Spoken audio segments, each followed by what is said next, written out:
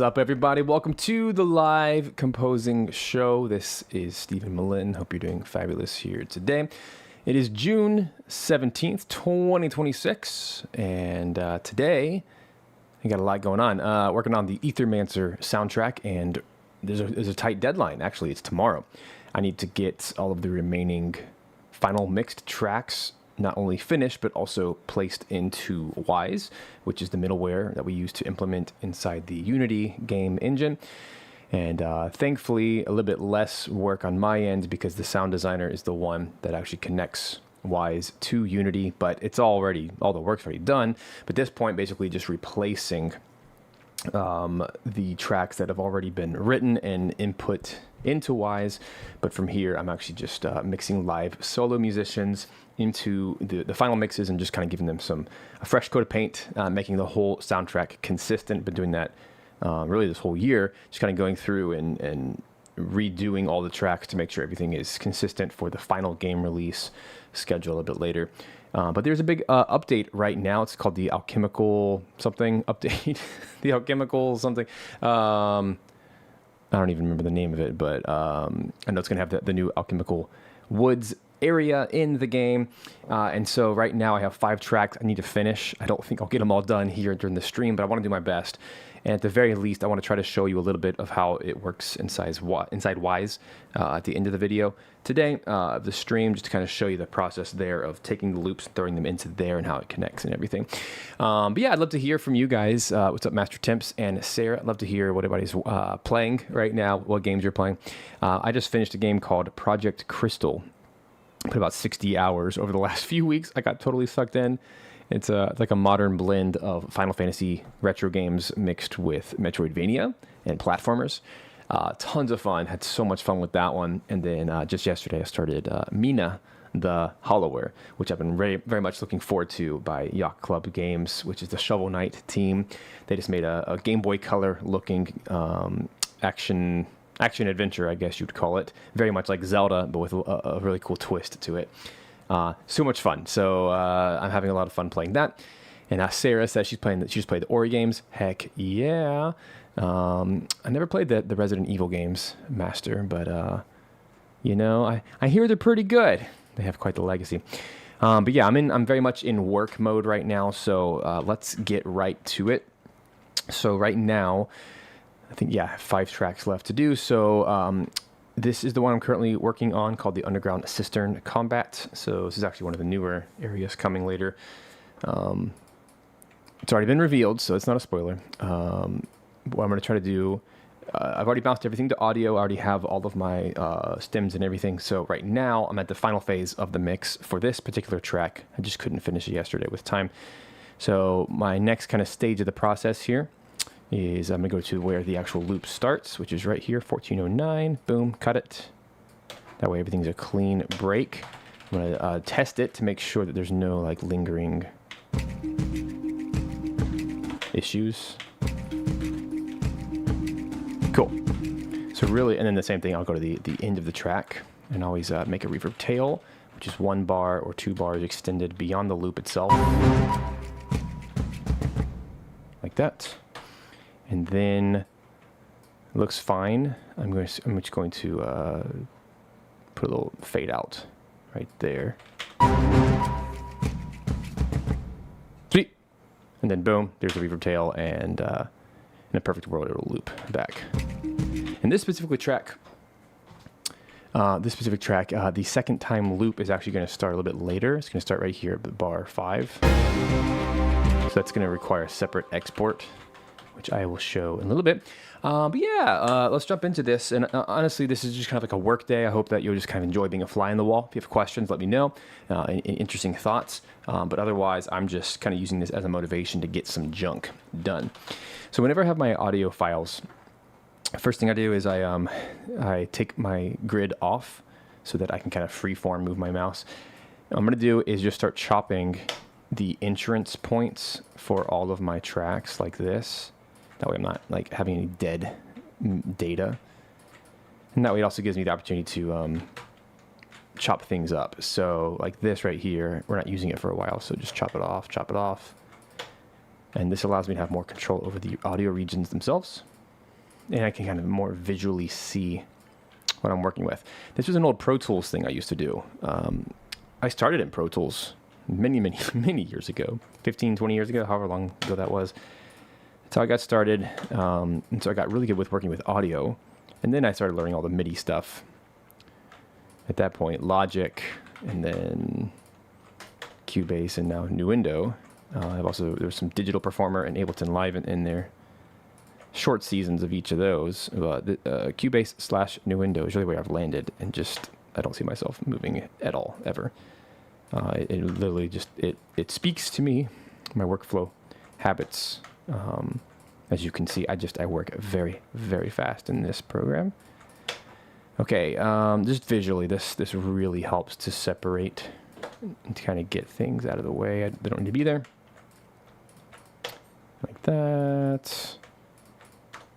And then I can more carefully mix the actual audio regions themselves without ever having to touch the tracks, which is what I'm trying to avoid. Okay, so as we jump in here, I'm gonna just kind of listen through, and over here, talked about this last week. Over here, it looks like an EQ, but I'm not using it as an EQ because everything's set to 0. I'm just using it as a volume meter. And what I'm trying to do is globally, I want the volume to be as close to -0.1 dB as possible. And then from there on my master chain, all I have is 2 things. I'll show you real quick. Right here, this is this first one is the actual volume meter, masking as a EQ. And then I have a console strip right here. It looks fancy, but really all that's happening is it's just giving some analog warmth with a tiny little bit of high cut and a low cut. And even you'll notice it's 3 dB in gain, but it's also 3 dB out. So there's no volume change, but it's basically an EQ. Just kind of gives some analog warmth. Have my limiter set to -0.3, that way nothing escapes. And this final plugin here is just so you can hear me talking and the DAW itself. So that's all that's for streaming. But anyway, let's get back to it. I'm gonna start doing some volume mixing. And my eye is just gonna be on this meter right here the whole time to try to get it as close as possible. So this is not mastering per se, because I'm delivering stems, like I'm delivering, audio files that don't need to be mastered to the game dev team in the form of wwise.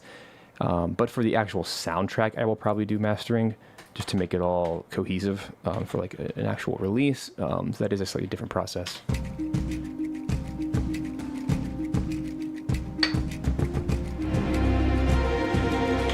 Yikes, that sounded terrible. So let's see what's going on.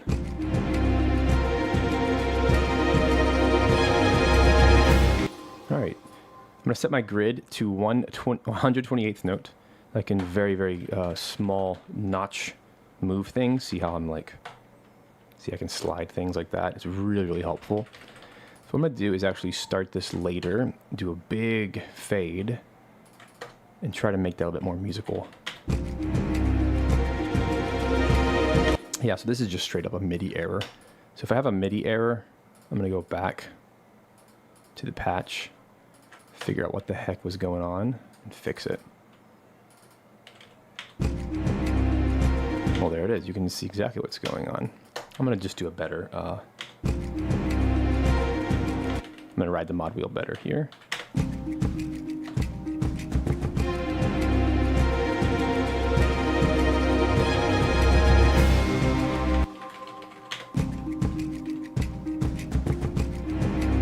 Yeah, it's just super sensitive.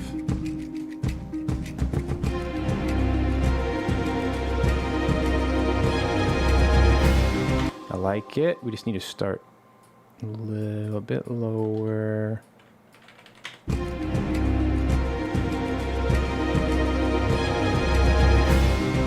There it is. Cool. So now just bounce that one region.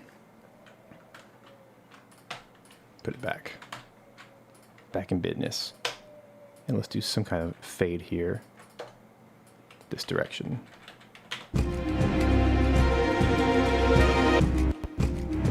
Oh, so it's this guy.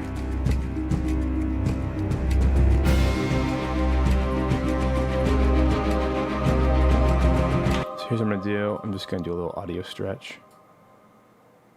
This direction, see if that solves it.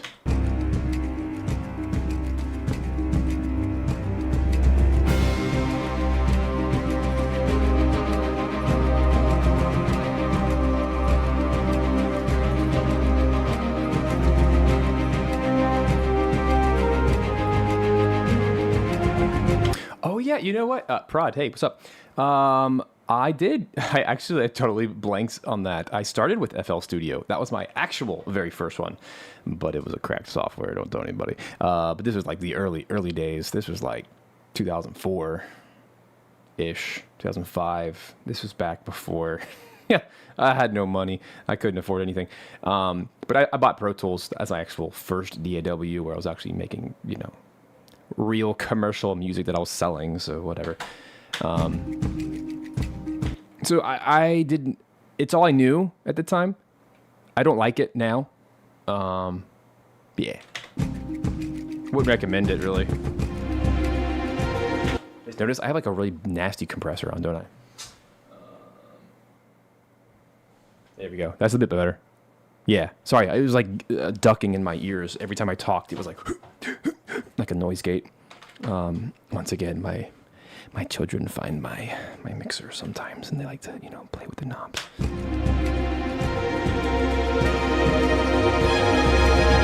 That sounds so good. Now it's just too loud, so let's turn it down. I do all my mixing by the actual audio regions themselves. That way I don't have to touch the actual channel.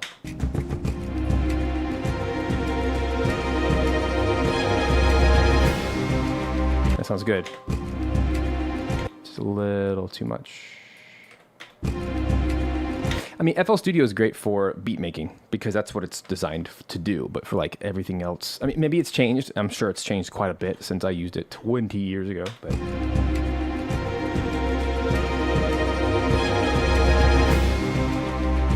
I like it. Okay, now I'm going to take all of my low strings. I can already tell that they're a little bit loud. Let's go down by 2. Still want to make those tremolos a little bit less. Let's make harp louder.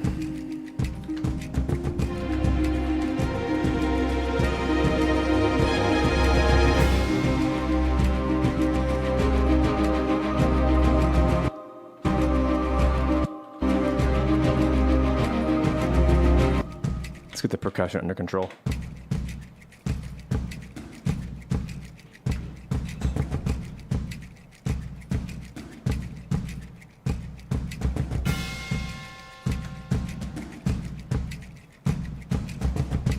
Just kind of listen for overall balance.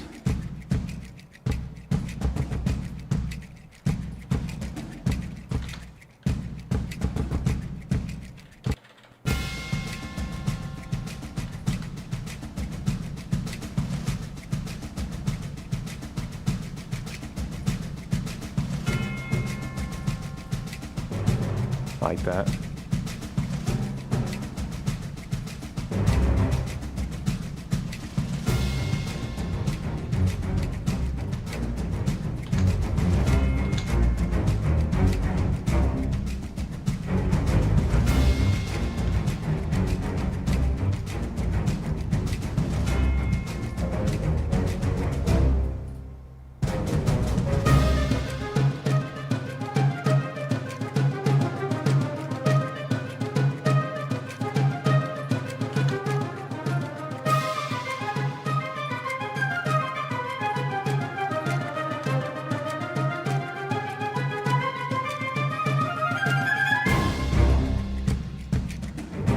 All right, let's get back to the full.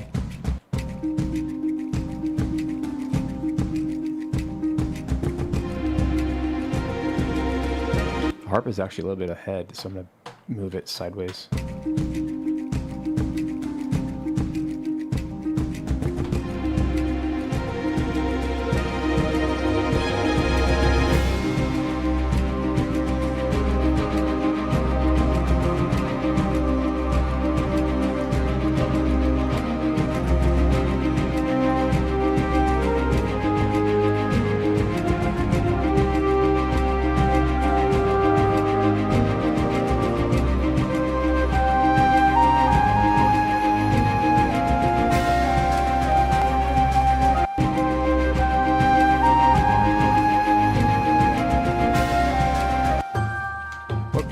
audio.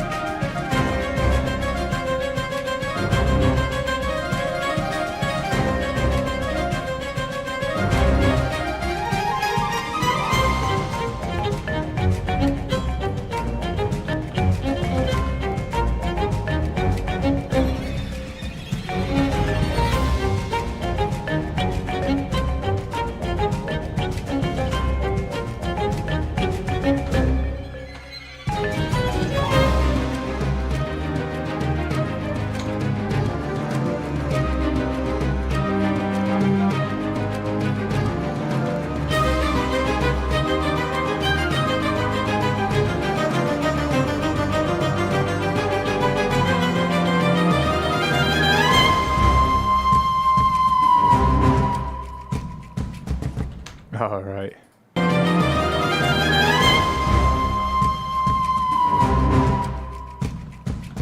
Then it'll loop right here. It's pretty close.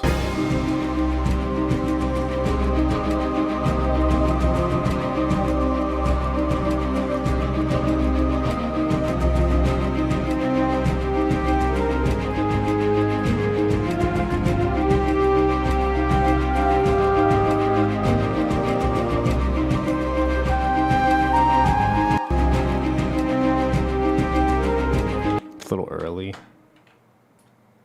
so I'm gonna do it like that. Maybe a cross, no, or like a little fade in.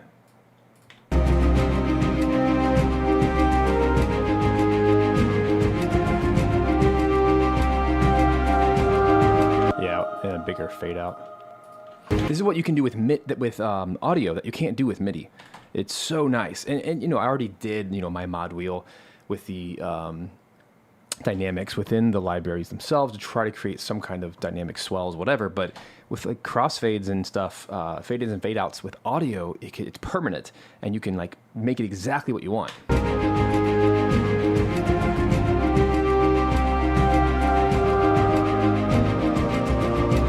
Because I want to make space for that little choir line.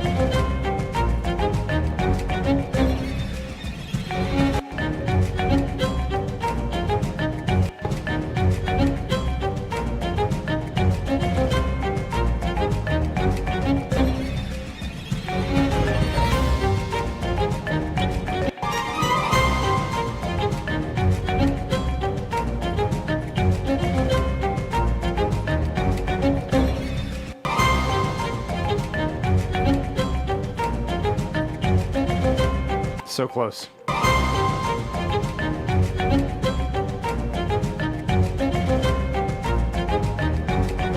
There it is. This one's way too quiet. Da, da, da, da, da. So let's get that kind of fused together here.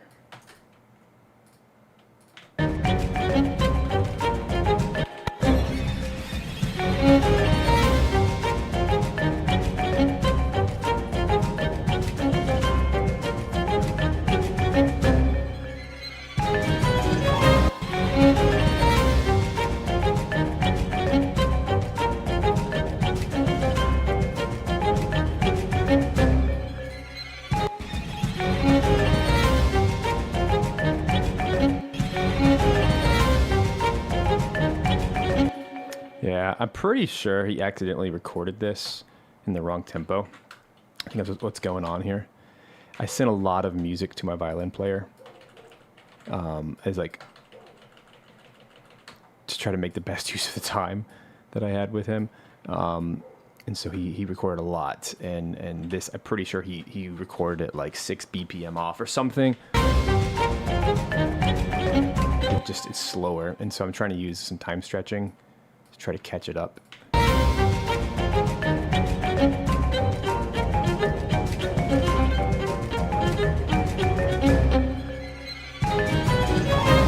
I'm close.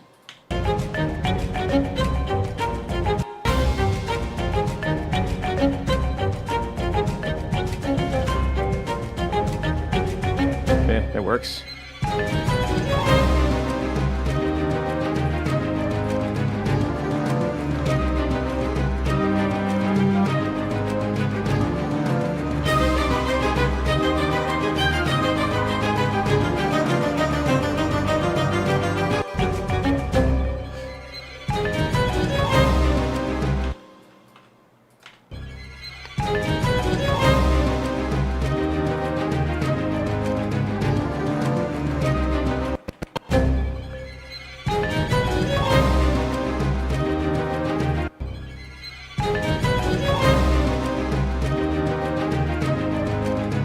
Huh, interesting, Marty. Yeah, I mean, FL Studio is just not made for this type of scoring.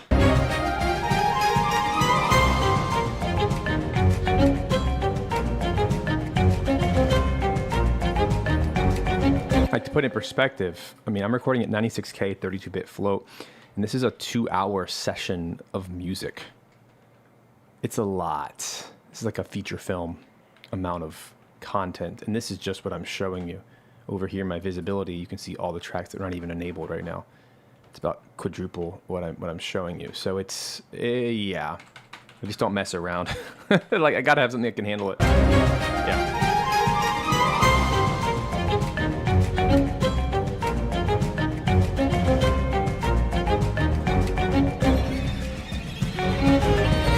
I want to tame down these little string effects and not make them, I don't want them to be, like, sound fake. This is actually a direct inspiration from, what's the name of the game? It's not like it's like the Dark Tower or something. It's a well-known game. I never played it. It's like a Storm the Tower kind of game. I know one of you knows it. But it's one of the Darkest Dungeon. Is that what it's called? Darkest Dungeon. I think it's what it is. A big indie game. It was one of the sources of inspiration for this soundtrack. And so I just, I poked through it, listened through it a couple of times, and then have never listened to it since. But that was one of the staple sounds, is little string effects in the pauses. Like that. And the team loved it. And I'm like, okay, cool. I guess I'll use that. But I just don't want it to be over the top.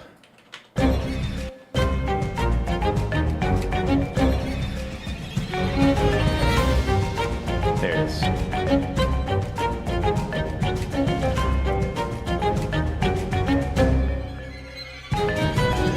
Yeah, Darkest Dungeon, that's what it is.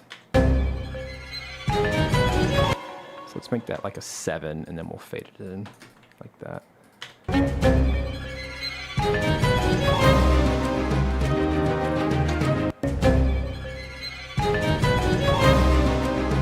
It's a cool way to fill the pause.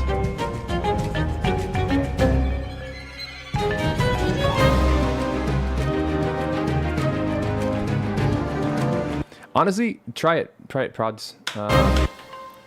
Now, assuming from your username, you probably make EDM. And by the way, hey, we chatted on Insta. Nice to see you again. So yeah, if I remember correctly, you do EDM, electronic music, and you're trying to transition more into game music. By the way, there's a lot of EDM in games, so don't feel like you have to do that to write for games. But more or less, games just typically require more melodic music, more cinematic music, which is, what draws me to it. But games have all genres.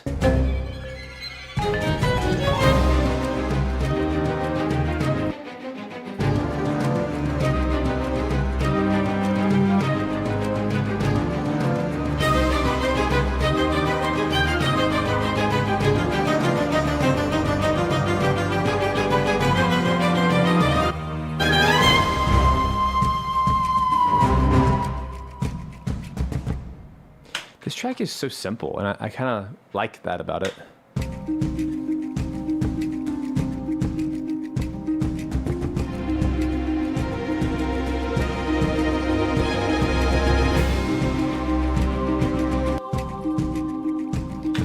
All right, let's see where we're at in our meter.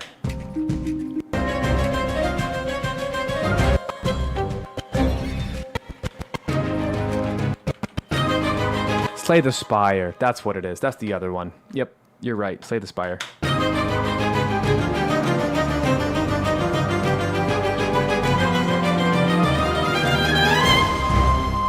Wow. Literally is at negative 0.1. On the dot. Oh.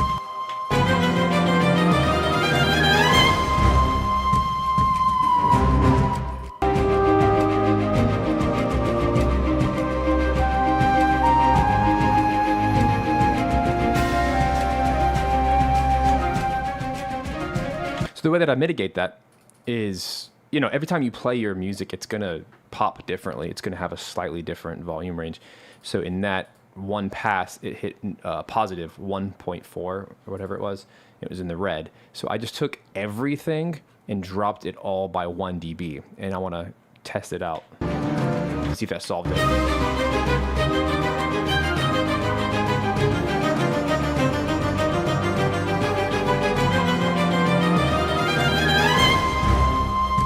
Yeah, that solved it, but let me split the difference. Let me do only 0.5 instead, see if I can keep it under 1, or under 0.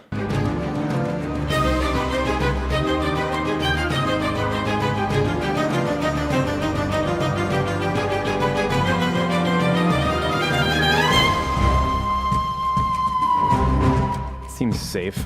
I don't know. I'm gonna go back to 2. Nah, see. There, it spiked. So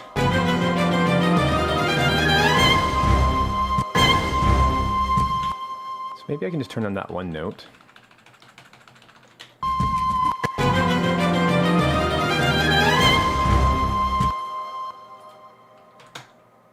I think that might protect the entire track from being too quiet. It's basically, I like to manually compress instead of relying on a compressor.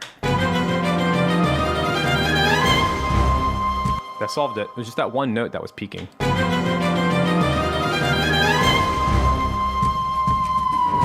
that protects my whole track from having to turn on the whole track by like 1 dB, which is not that noticeable, but it is when you're playing them back to back. You don't want that to happen if you can prevent it.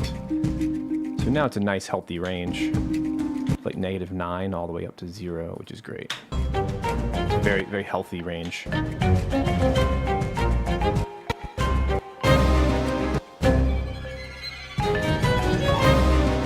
So it's still doing it there. So now I don't have a choice. I have to, but I'm only going to drop everything by 0.5 dB.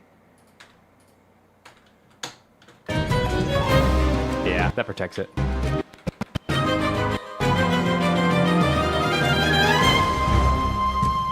Yeah, that saved it. And now I'm going to bring back my last note, just a hair.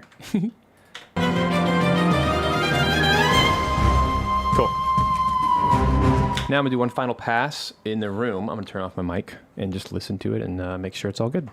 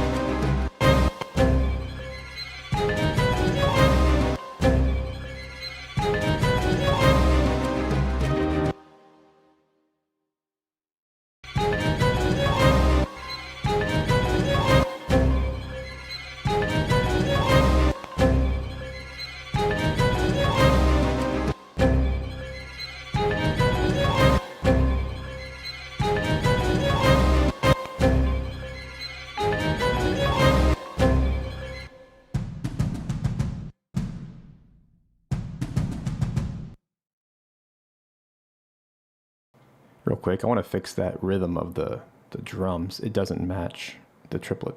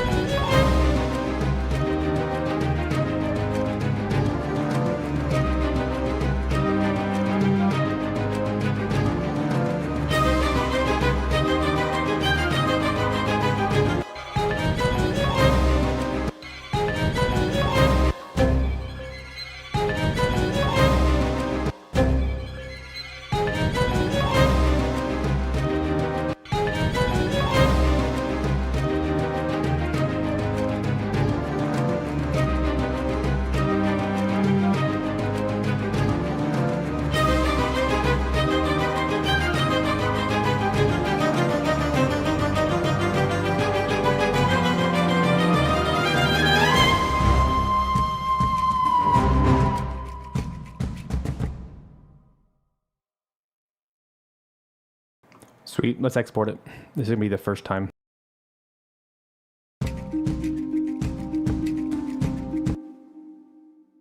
Making sure that it goes all the way to the reverb tail here for the first time.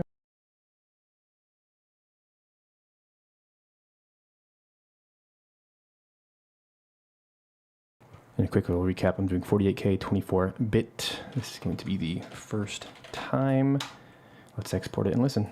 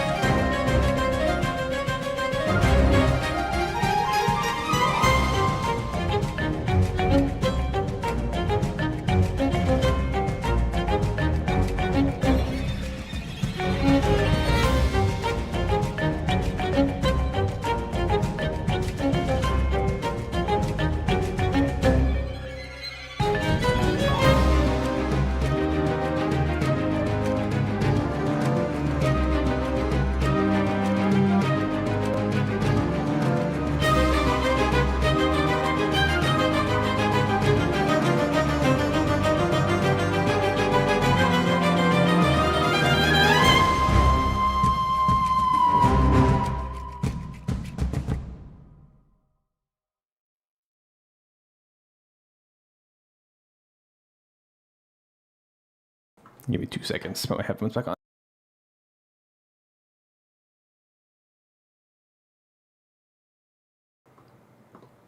All right, so yeah, this is just such a goofy track. I don't know how it ever passed the dev team, but I like it. It's interesting, and it's just a different flavor than a lot of the rest of the soundtrack. But that's kind of the point, is each new area of the game should have a slightly different flavor, but still feel like the overall, obviously, the sound of the soundtrack.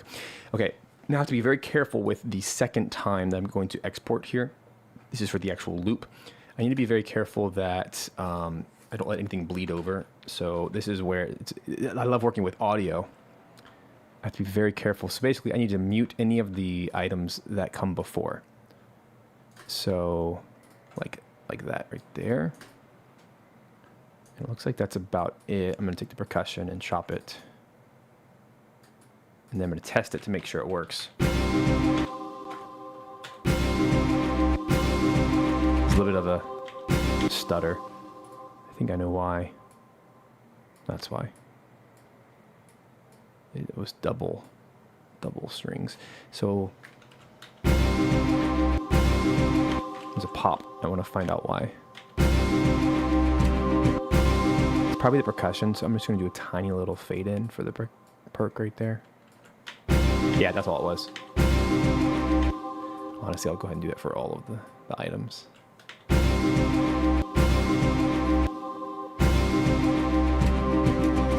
a quick test would be to put my loop set to 1449 and just see what it sounds like.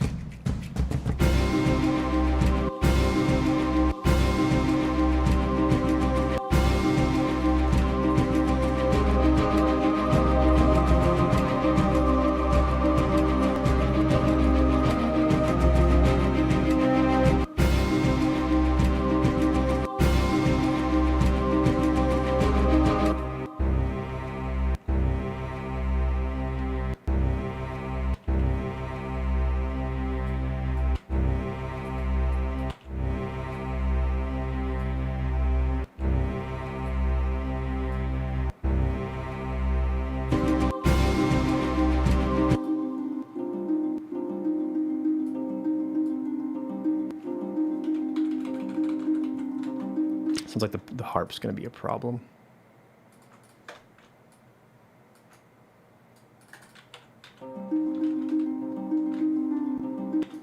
try that. See if that solves it.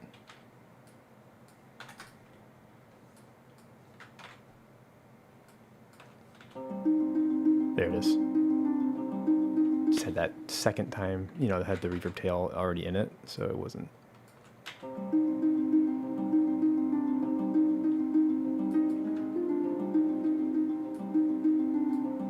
Dead Cells, huh? I've played that. I don't remember the music though, honestly. Just making sure there's no issues.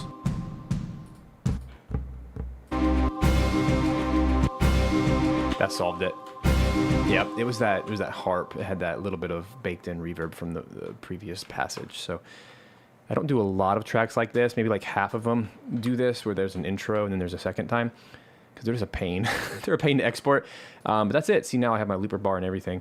I still want to keep my reverb tail though, so let me make sure that that is locked in perfectly on time, right there, and then I can export as the second time track. And I like to do it manually.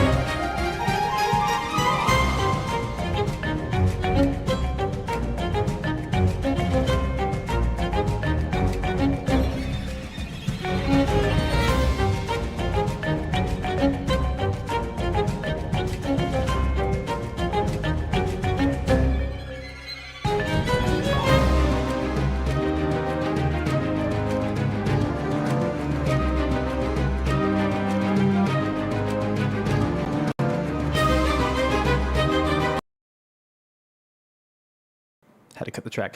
Okay, so now let me show you how I make my loop-de-loops. Now this is just for dev purposes and just for listening back purposes. But what I do is I take my first time track. Let's find the tempo. Oh, I forgot to bake the tempo into the track title. That's a big no-no. Hold on. How could I be so amateur? I always put the tempo, and if it's a weird time signature, if it's not 4/4, I put the time signature in the title as well. This is supposed to be 100. So I do 100 BPM underscore what version it is. And then in this case, because it's live, that's a differentiating factor as well. So let me make sure that's in the titles here. 100 BPM.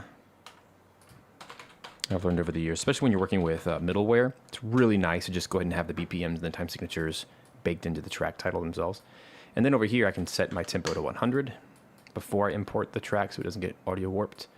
And then just click and drag it to where the beats line up. It's really, really fast and easy. See, that's a good clean loop. I think. Yeah, it is. And then, what's up? Does anybody know what the name of that violin effects technique is? It is an ascending harmonic. Huh? I'm not sure what you're referring to. If you could find the, what part of the track are you talking about? Are you talking about just like the squeegee violin effect?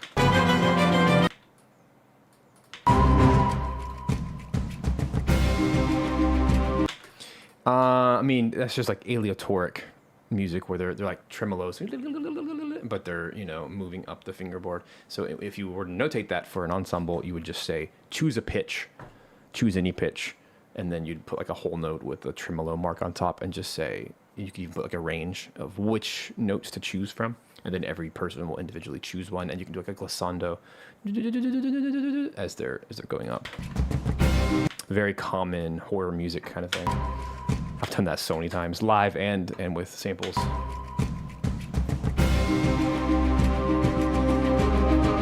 right, cool. So what I do is I put in my 2 loops there, and then the last chunk I set to 10 seconds length, as close as I can. That should be exactly. Get rid of one more.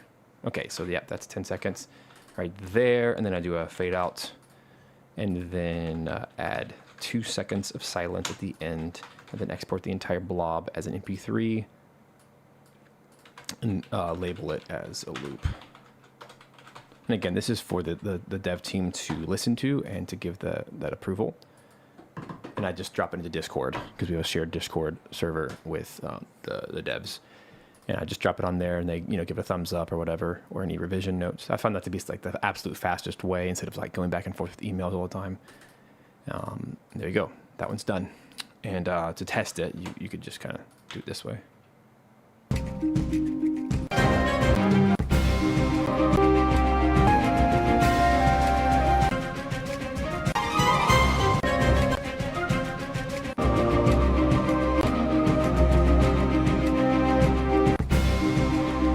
Kind of a short track. Wow. It's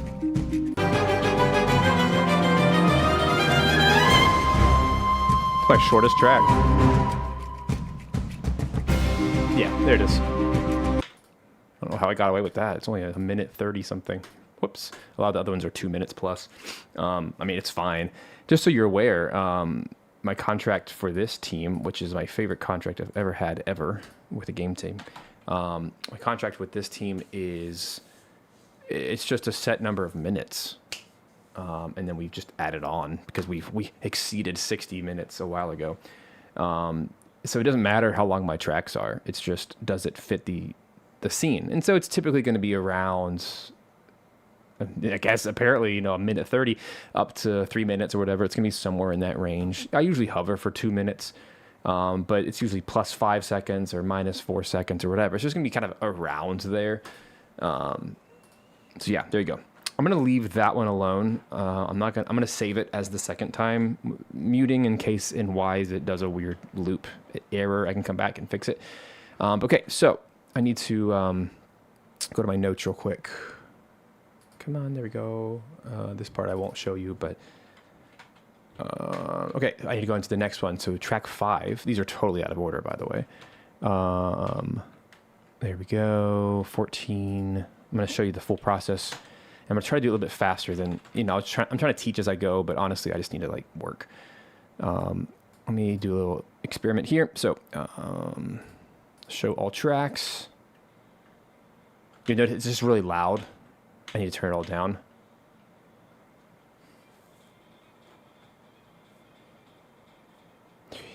One, two, three, four. So somehow it got off, which is fine, but it's just, let's do a 2/4 bar and then a 4/4 bar to fix it. That's an old film scoring technique.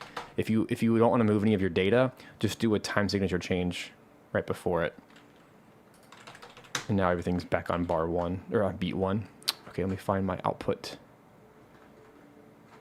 So there's my outro, there's my 2-minute loop, there's my reverb tail. So that's the spot I need to set my markers to right there. Okay. And then, okay, John says, when calculating minutes for the contract, do you count that loop in the total? No, definitely not. Would that be 3 minutes of deliverable? Oh no, it's just it's just the 1.5 in this example out of 60. But this soundtrack's looking more like 80 minutes. I've written more music than that. I've written about 2 hours, but not everything gets approved. I've written plenty of duds, plenty of demos that were just the wrong style or whatever. But that's to be expected with any soundtrack. Is you have to kind of get the junk out of the way first, all the obvious cliche tracks out of the way, and then so I'd say in general about 50% of what I write is used. That's probably a good guess. And that's pretty standard from what I can tell in this industry, even at the highest level. Okay. Man, this is all over the place. Well, no wonder the snare was so loud. It was doubled. That explains that. So thankfully this one, I've already done a mix with audio files. Now I'm just adding in live something. Live trumpet is the newest addition. Let me find him. There he is. So I think I was doubling the horns. So let me work on that for a second. It's this guy.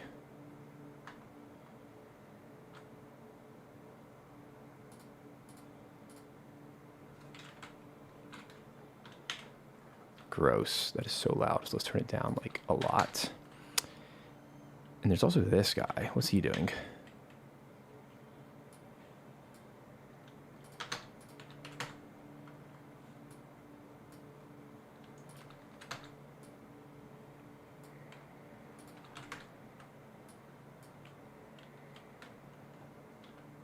Okay. Oh, there's a horn thing up here. Oh, you can't hear anything. Sorry. I gotta push the button. Sorry. After I export, I have to re-hit the button. Sorry, guys.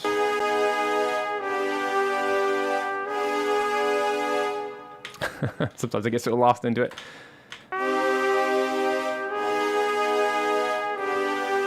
Okay. Solved. What else? Okay, so everything in the trumpet that I recorded was meant to be a double of the horn section. So I actually have a separate channel called Trumpets Left, and it's just pans left and turn down so that it blends better with the horns, which are on the left. So here's what it sounds like when they're in the left channel. So much better. And because horns are sluggish samples, chances are my trumpet is way too soon in its playing, so I'm going to take my 1/28th and bump it to the right.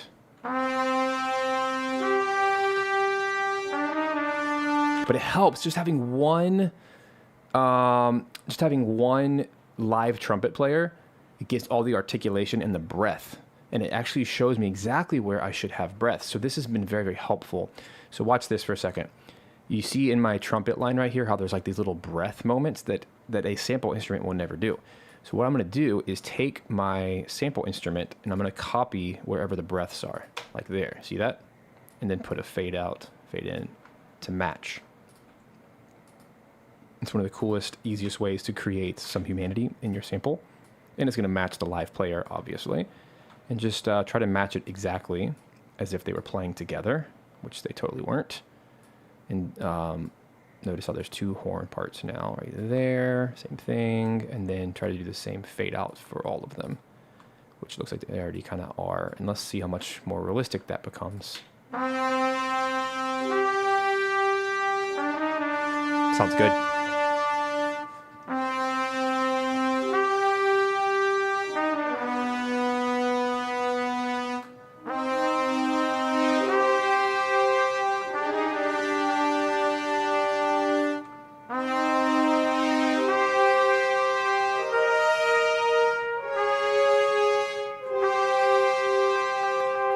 I'm going to move this second pass.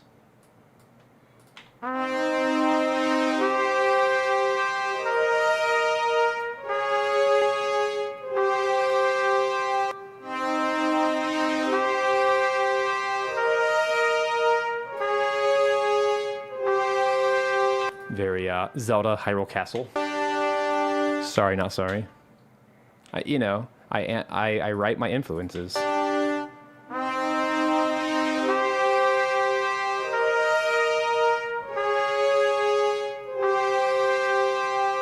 Makes such a difference. And then I'm gonna turn all the trumpet down though. I don't want it to be like smoking loud.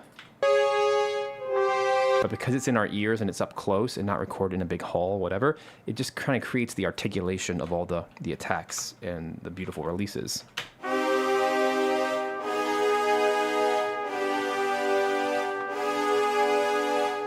Now the same thing is true. I need to create some space there. Let's keep the attacks of all of them, which is that nice little, gosh, these are way off. Let's put it there. I'm just going to move these manually with my nudge. Like that. And then I'm going to take all, this is basically just audio editing at this point. I'm going to take each of these four, do a tiny little fade in, but then a big fade out to kind of match the reverb tail of the sample instrument. And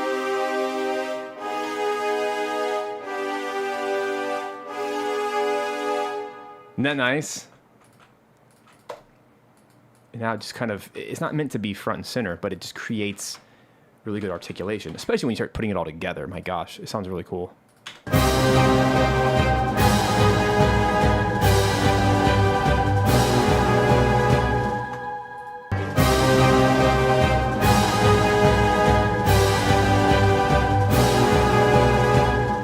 It works. It really, really works. And it's like the most budget-friendly way you could ever do this is to hire a bunch of soloists. You know, get your 5, 6 soloists, a couple $100 a piece.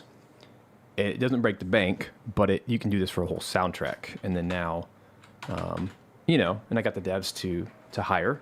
They gave me X $1,000 to record live musicians for the whole soundtrack. And so, yeah, it's quite a few sessions, but to get that much music, but it's like penny on the dollar kind of stuff. I didn't have to go hire an orchestra for $50,000-$60,000, which would have been awesome, but it's just not sustainable for an indie game. They don't have that kind of money, so, or at least they're not going to spend it on that. So instead, it's all virtual orchestra, but I'm really selective about what I double. And that has been like the secret sauce to making awesome music that sounds just infinitely better than if I didn't record live musicians. See, now that horn line has life.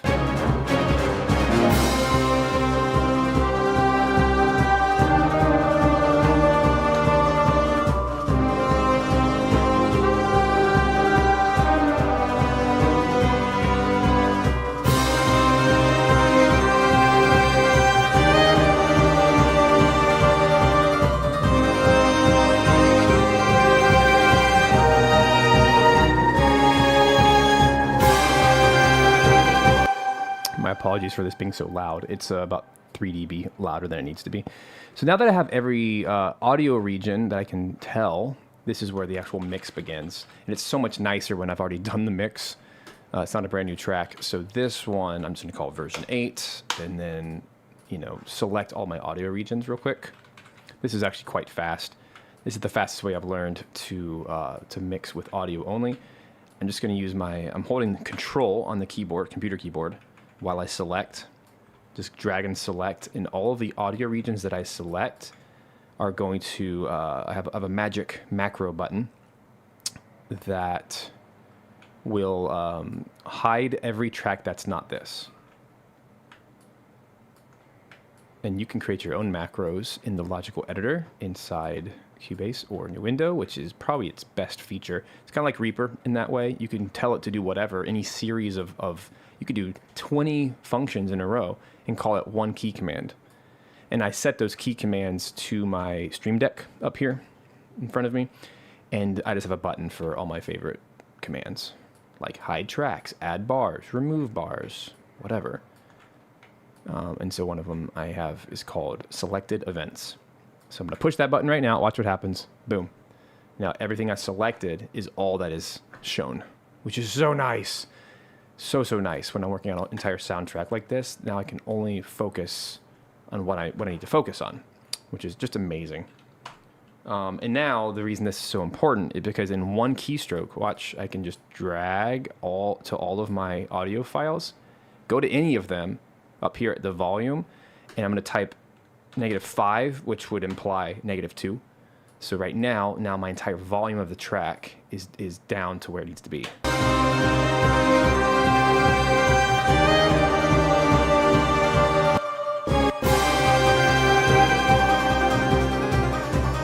I'm going to do -5.5.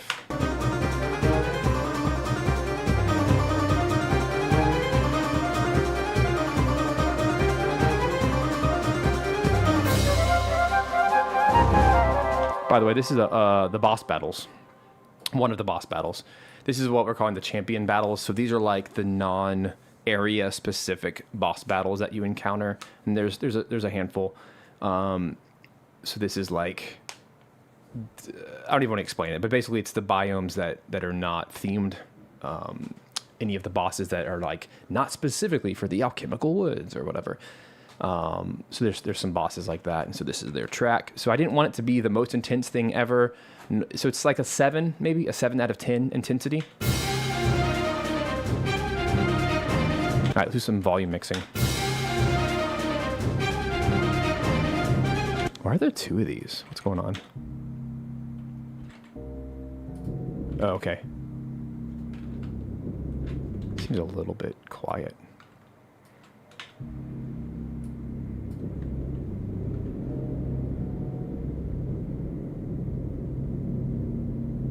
It's kind of distracting. I'm going to take it away. I think I'd rather just keep that. That's just cooler to me. Yeah. Like a nice pulse in the background. Yeah, because otherwise we can't hear the double basses. This is the other reason I'm doing this remix of everything, is I'm finding myself removing things instead of adding things for the most part. I'm muting tracks because I'm like, that kind of takes away from the low end or whatever. I feel like I've grown a lot in my mixing in the last 2 years, like significantly, and I can hear things. And I actually have really, really good studio monitors, some nice Atom Audio ones. I can actually hear things that I couldn't hear before. And even though my what are these, Sony? Yeah, my Sony headphones, which are like really expensive, they're really hi-fi headphones, but they boost the bass, and I know that about them. And there's every single pair of headphones out there have some kind of, flaw that you have to be aware of, as long as you know what it is. So when I mix with my headphones on, like with a live stream right now, I know that I'm going to be biased towards the low end, and everything's going to sound muddy. But as soon as I take them off, I'm gonna listen to my Atom Audio, and they're flat. They are like dead on flat, and I've actually tuned them to the room, which doesn't take long. There's software you can do that with. But basically, I have it tuned to the room, and I'm like super air quoting here because I don't have like good sound treatment in the room at all. But because they're, about 2 feet away from my head, 3 feet away from my head, I have them positioned and I have them EQ'd based on their distance. Thank you, by the way. Shout out to Jordan Metzer here in the chat. He's one of our coaches at VGMA, Video Game Music Alliance. He taught me a couple things about EQing your speaker based on its distance and its location to the wall and the room, which it comes from one of our favorite books, The Mixing Secrets for the Small Studio, which is Mike Senior. Anyway, yeah, cool, very cool book, by the way, for learning to mix stuff. But anyway, just my experience has grown in this area, so now I'm just more confident in removing things to make space. Anyway, let's experiment. Yeah, because I feel like you can't hear the timpani if it's all blobbed up with that really intense low end. So I'm gonna turn up my timpani maybe. I like that.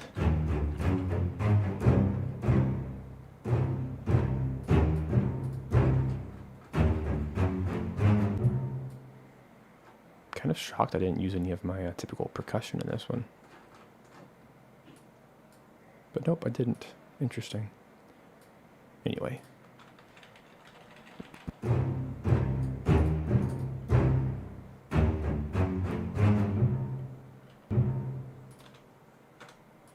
There we go. Yeah, see, I'm all about being a lifelong student. You gotta keep learning. There it is. That sounds good. What doesn't sound good is this piccolo, though. It sounds so cheesy. Ugh.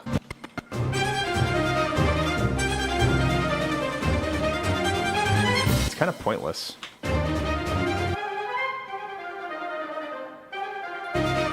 Because now that I've added a nickel harpa that wasn't there originally, it kind of solves the high end. I don't want to add too many things at once.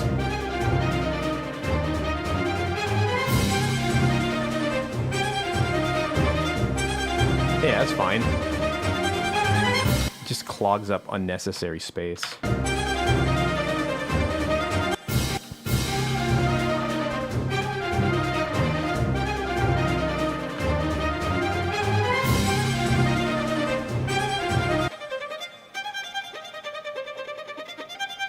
God, he absolutely slayed that line. That's the violin. So for this track, I have the violin panned right and the nickel harpa panned left because they're playing the same thing.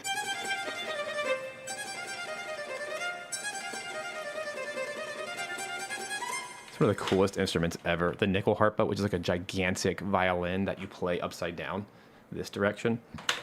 And there's like 3 players in the world, and they're stupid expensive. So just beware if you go the route of medieval instruments. I paid that crap out of pocket, but I wanted to. The team was like, yeah, well maybe, because he was very expensive, but it was worth every penny to me.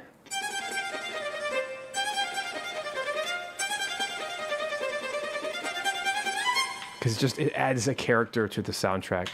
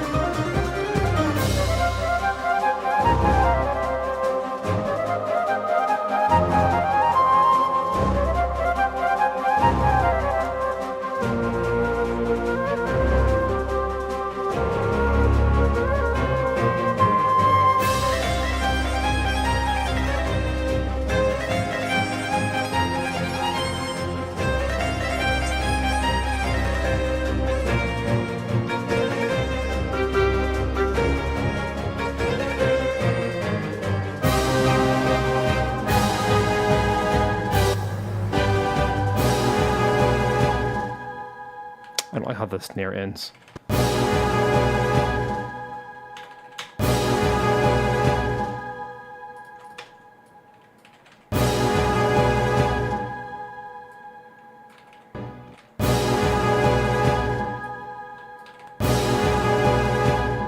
There it is.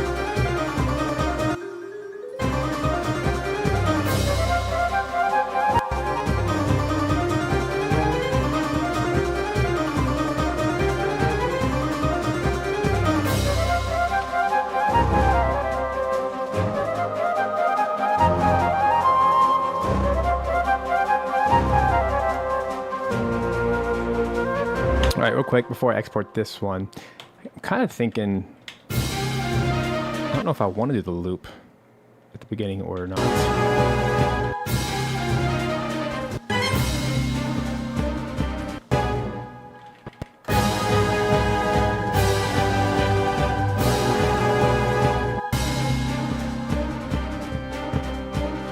Yeah, it is better to have the loop at the second time. Yeah, it is better. Okay, let me do a quick little volume test, volume mixing from my room while we listen back.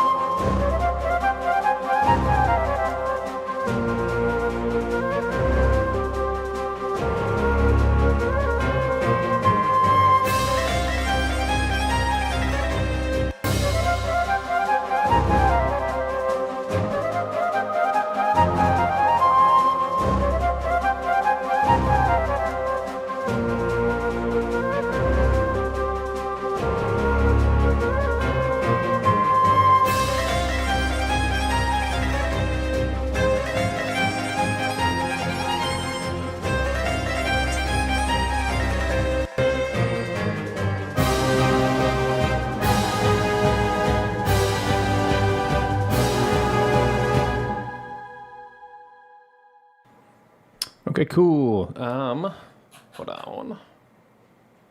Get my labels back. Cool. So, hey, what's up, Micah? Welcome back, man. Glad to have you. Thanks so much. Yeah, it's ready to export. Oh man, Sekiro. That's one of the greats. That game is absolutely phenomenal. Big fan, especially on the hardest difficulty or the new game plus. It is evil, just pure evil in the best way possible. Okay. Let me clean this up real quick. There we go. I think we're ready. So I ended up taking out the piccolo and the dark lead on the bottom, and I feel like it holds quite well. And I'm able to get it to negative 0.1. Like I have exactly the right volume level. It's great. And that's before fader. I mean before limiter. Okay, so here we go. Should it be ready? I just need to retitle that slightly. I have all my things in the way. Hold on.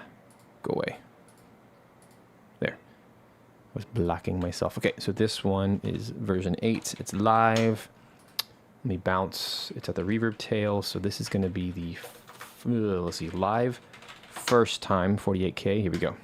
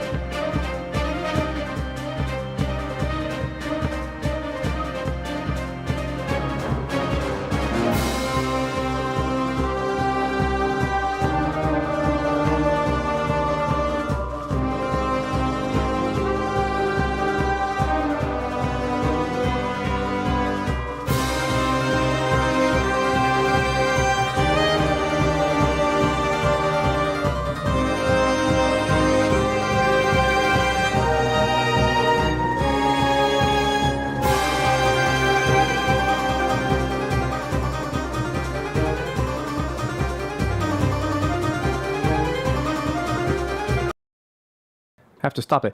I feel like my synth dulcimer just got totally lost.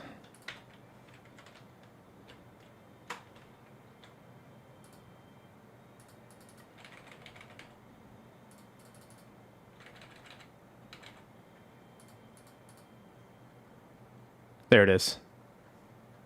Oh, you can't even hear that. Dang it. There. I made it louder. It's an important pulse in the background. I just lost.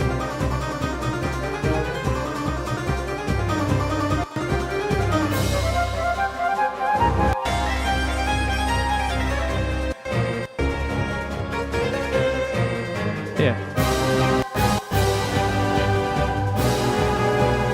All right, volume levels are fine. Let me just re-export to that. Report it.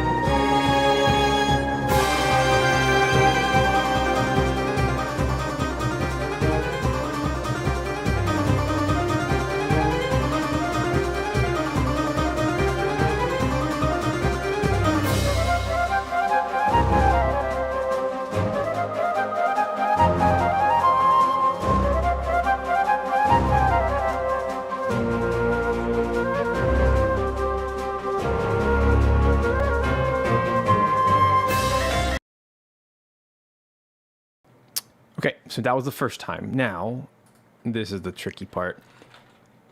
Getting it set up for the second time loop, which needs to start here. Oops, there.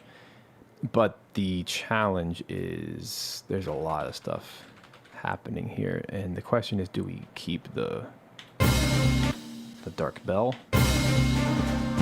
Yeah, I think so. So let me get it prepped here. So the same process as before. So get rid of that part. There, it looks like it's already chopped up for the most part. The strings are what are probably going to give me the hardest time. Not an easy thing to do. What I do when I'm working in TV land or like ad spots and stuff, and they need lots of different cuts and versions, I literally just duplicate everything over, and then that way I can manually do all of this instead of having to do it all in one track. But for this, nah. That's just crazy. That's too much. That's actually not bad. That looks fine. Now I just gotta test it out kind of like before and just make sure everything's...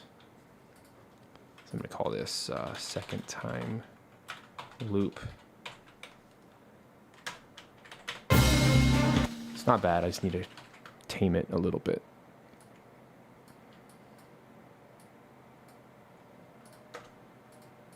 Same kind of treatment as before.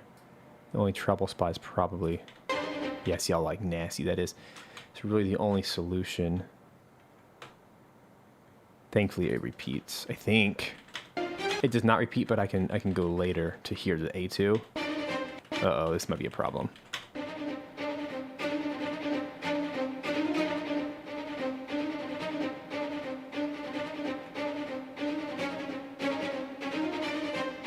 Uh-oh, what am I gonna do? Well, I can at least keep the second measure, I think.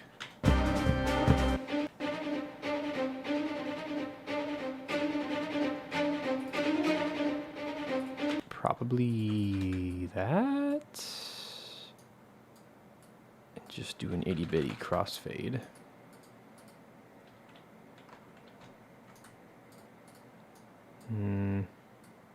Like that. And that, I hope, is enough. A tiny bitty, like that. Ugh.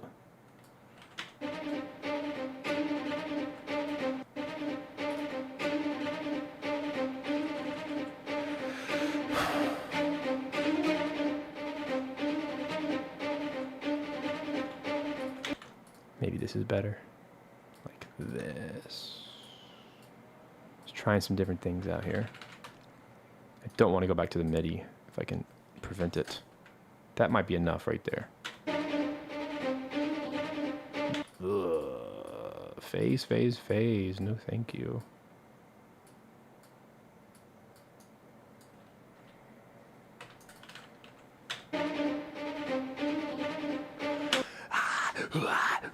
Okay. Dang it. Okay, this is an instance where I will do it the right way because it deserves it. This is annoying, but literally just gotta do that. That's it. Oops. Have to solo it first. Not a big deal. Like that. And then I can crossfade this direction. At least now I know it'll work. Because this is where the MIDI starts. Like this. Yeah, it'll work.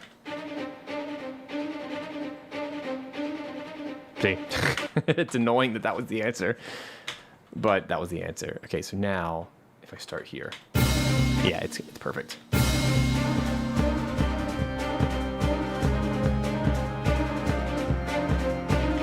The only difference is I did not do my volume to match, so I need to match the volume, native 3.5.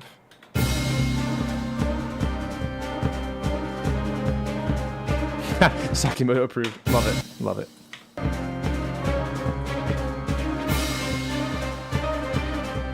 All right, now I can export. I'm going to save it again. Save it as the second time because I shouldn't have to come back to this track for any reason. But if I do, it's there. Second time. All good. Okay.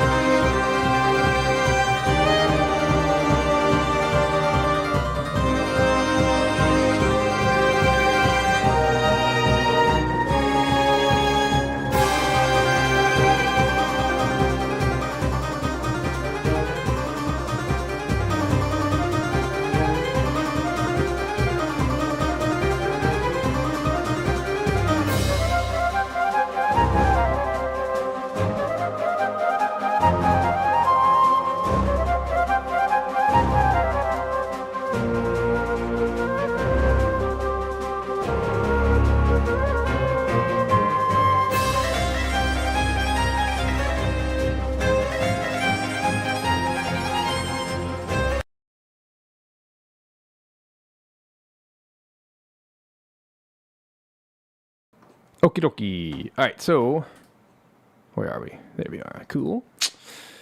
There, that's done. Now let's make a loop out of it. Here, this was 146 BPM. So we're going to do, these are backwards there. First time, second time, everything's snapped together. Take this right here and look at those beautiful waveforms. They don't peak, but this is a nice variance. It's quite nice. And that should line up right about there. Oops.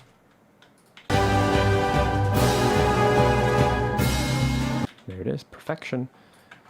And then take this one, plop it in, same thing. One beat off. Sweet. And then take that, make it a 10-second out.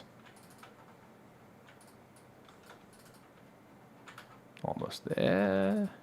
Almost. Too much. Right there, I think. One more. Ah, blast. There. And then double fade. 2-second outro. And then call this thing a loop. 44.1. That is what I will send to the dev team right there. Beautiful. And as always, test your work before you send it. This is the test right here.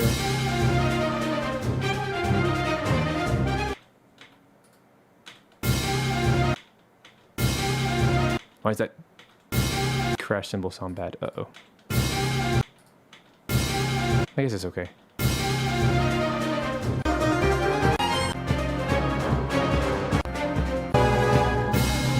This one was 158 in length.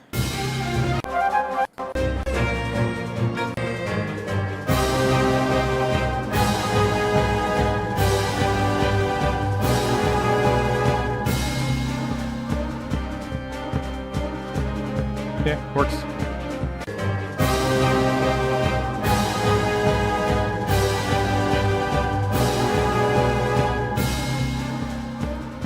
And there's the 10-second fade out.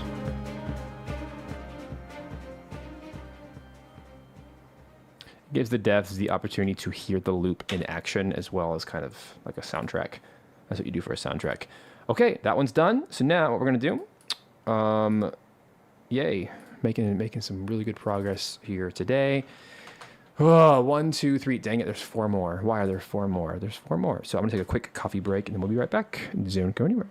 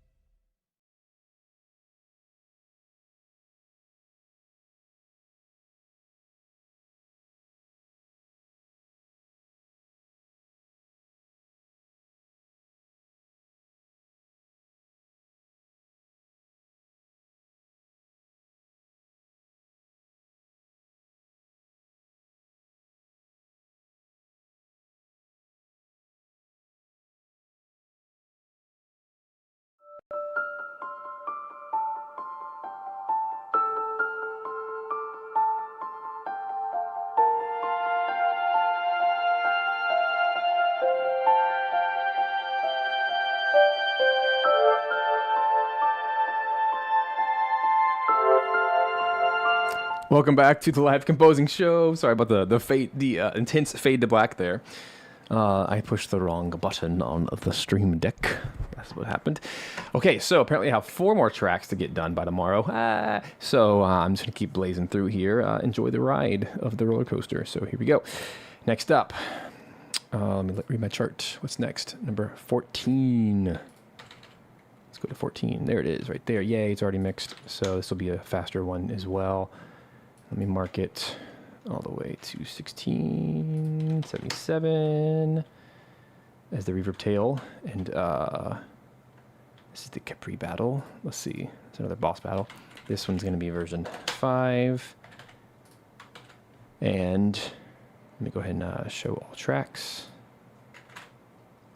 And then the new item in this one is there's a new trumpet line. So very similar to before.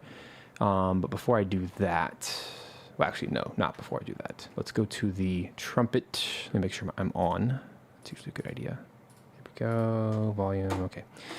Violin is going to be on the right side, it looks like, because nickel harp is on the left. That sounds cool.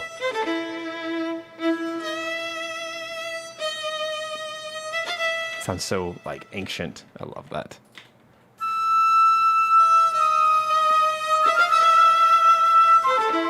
So I have flute with delay in the center, violin on the right, and nickel harp on the left, all playing the same melody. It sounds so cool.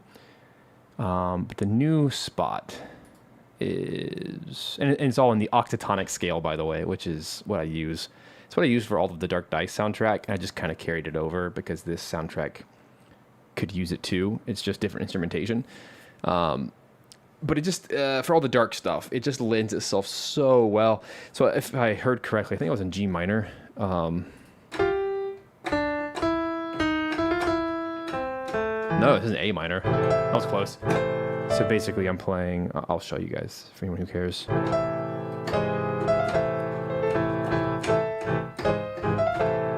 Kind of creates this almost circusy.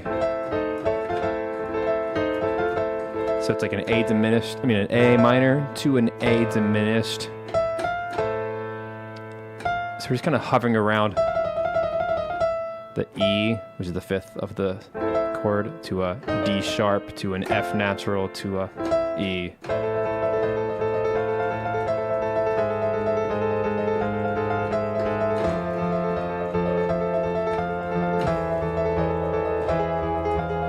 It's actually like a harmonic minor with a G sharp, but by doing the octatonic, this creates a lot of really cool sounds, and it works really well with organ, pipe organ. It works really well with string instruments, so, and even brass. So it's just been a cool exploration of that sound for the soundtrack. Okay, back to the matter at hand. Let me find the trumpet, the new trumpet line.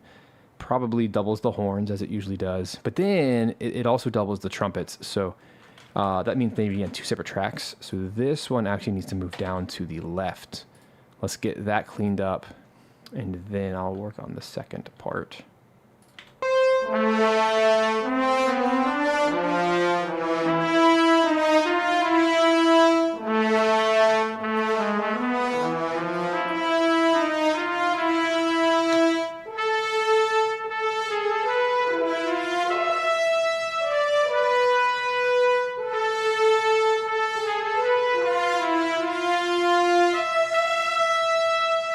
Pretty cool. So with this crazy line, same as before, I just need to line it up. Sounds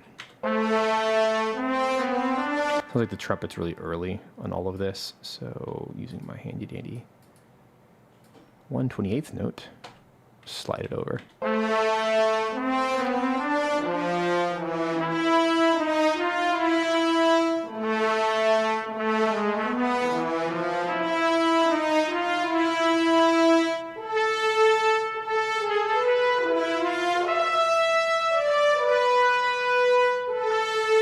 It just sounds like the first note of each one is late.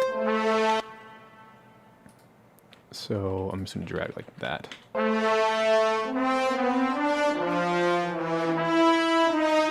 That's typical, right? The first note of a legato brass is going to be super late and sluggish, but then the rest of them will be on time.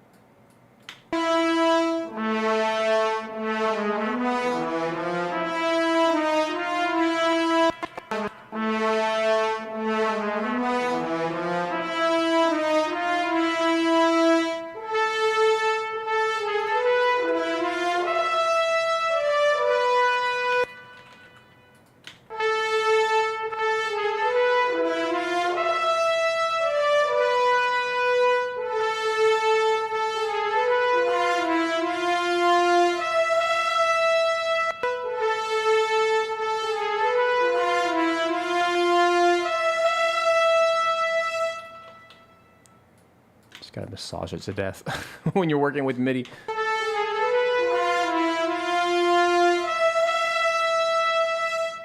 Okay, I like it. So now I have to get all the breaths in there.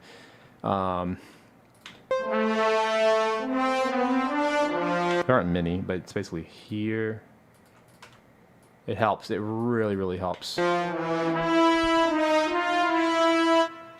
Ooh, I don't like that. So what that tells me is I need to extend this note to be way longer. So this is where using time stretch. Yeah, so much of this is editing MIDI for sure.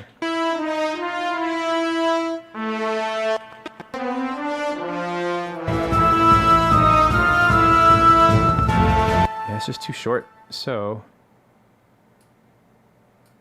I'll just chop off there and then try to match it. Should be about right. Gosh, this sounds so good when it's done right.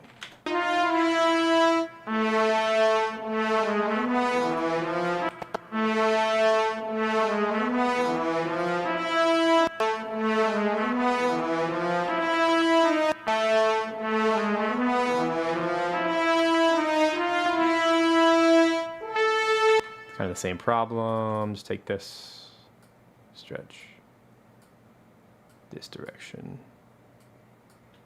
Like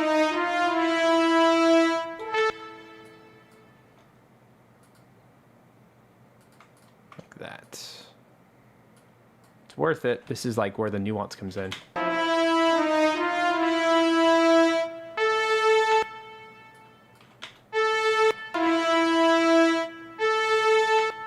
The most valuable part about a solo player are the attacks, because that is what MIDI sucks at. So it's really good to keep those attacks in there.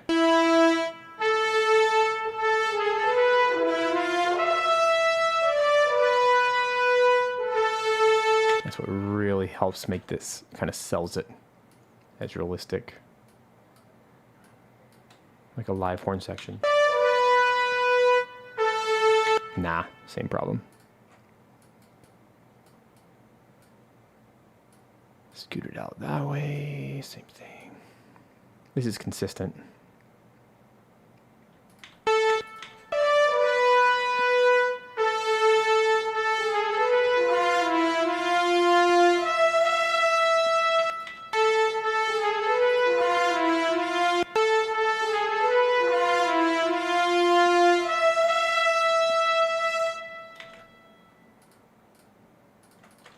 There it is.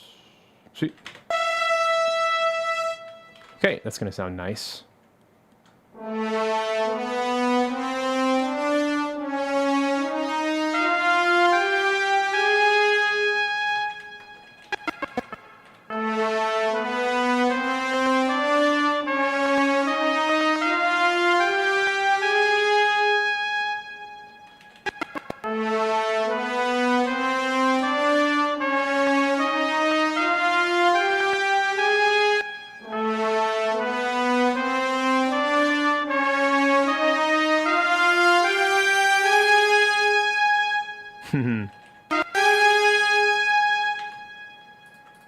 So now let's make the horns longer to match.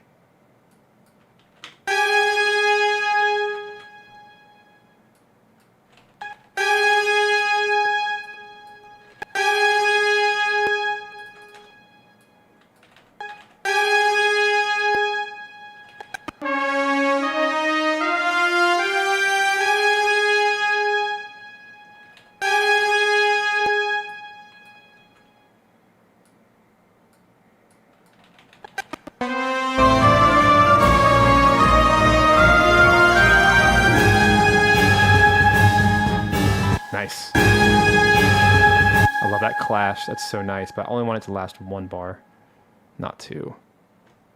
So I'm gonna be careful.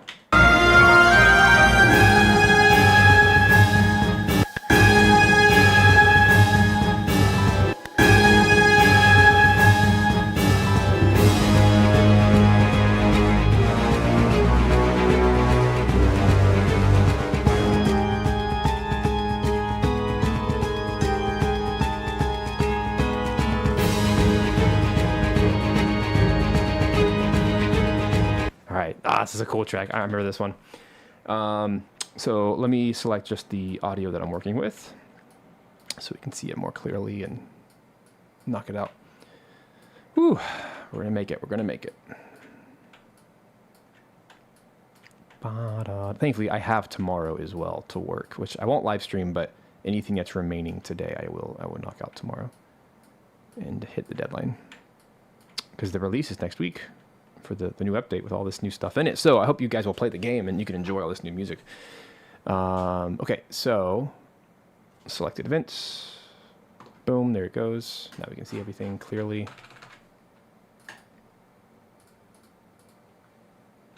Hey, thanks so much, Gabe. The music alone is making me want to pick the game up. Thanks so much. Good games should have good music.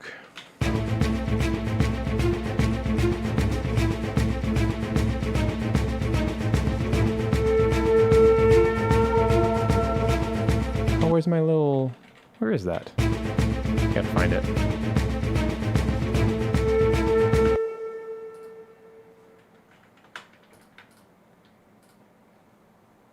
Forgot to select my war horn. It's a little loud.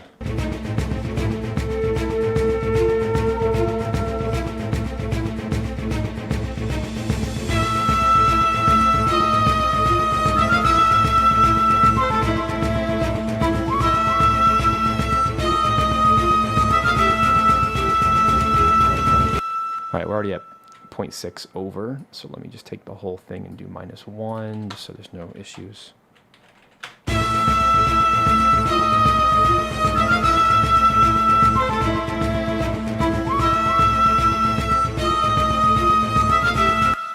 If you care to watch, you can watch the meter over here to see where we're at.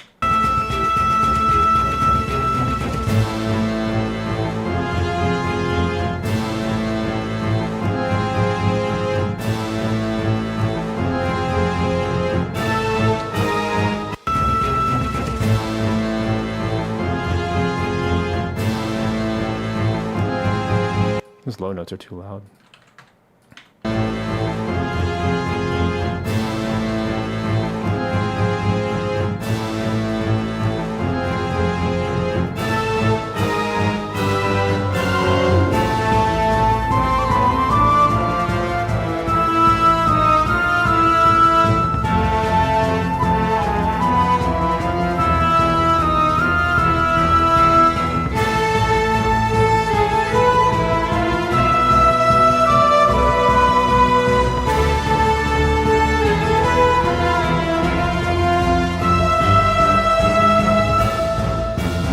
Let's fix this.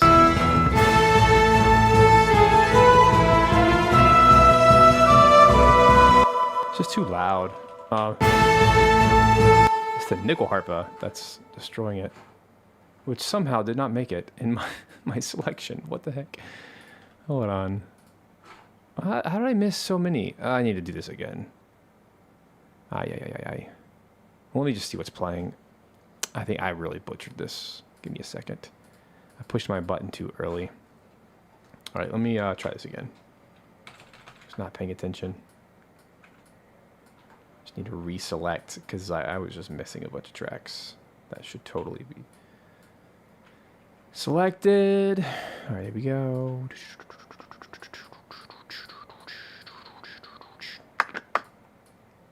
Sounding good though. Thankfully, they still play, whether you select them or not. They're just hidden. They're not like muted. So that's nice. But to be efficient, I gotta be able to see them all. You know, it takes a second to find them all. It's not that big of a deal. There we go. Okay, fixed.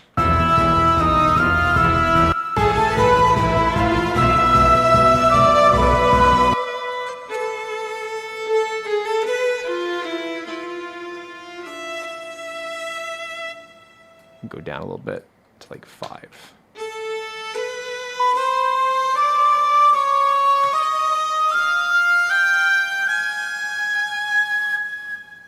All right, back to the show.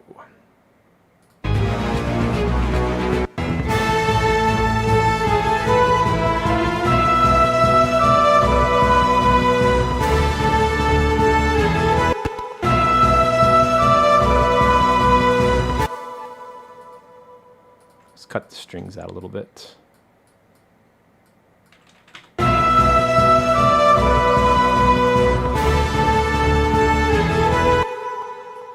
Make it more musical.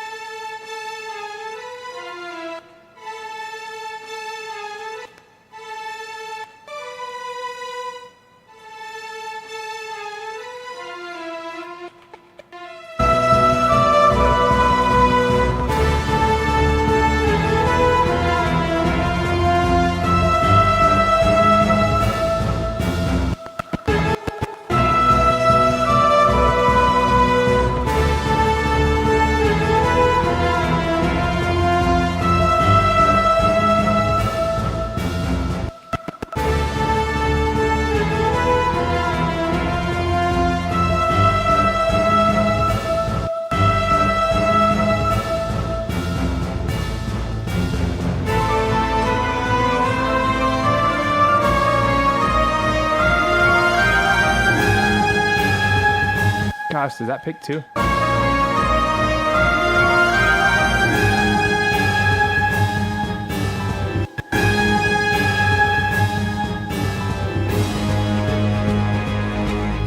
Wow. Still too loud there. Jeez. I'm glad I'm doing this.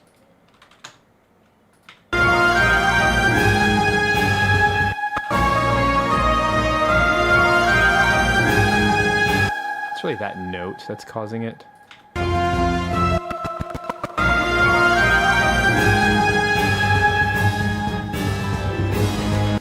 blame the trumpets and the horns. So let's just take that, like -4, do a little bit of a crossfade between all of those. So it's not so apparent. That felt a bit wimpy. What's up, Matt?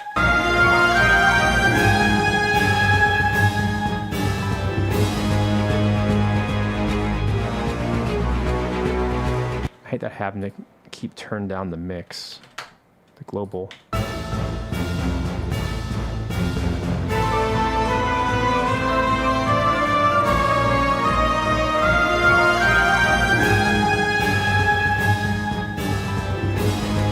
Wow.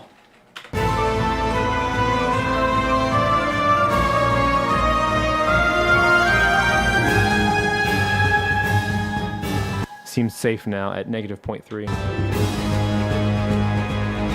a little quieter than I want it to be, but we'll see. Thankfully, my sound designer on the team, what he does is before the release, he goes through every single track and he will adjust the volume just manually to kind of the loudness to make sure that everything's set to the same level. So as long as I can do my job to keep it under 0, we're good. He does that final quality check.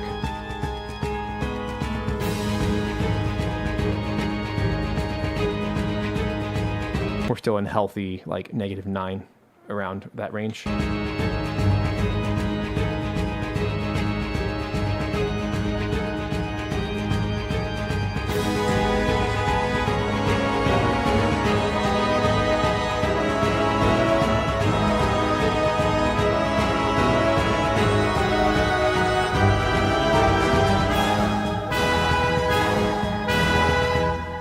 Ooh, I did not like the trumpet at the end. Oh, because it's not supposed to double trumpet. It doubles horn, so it needs to be in the left.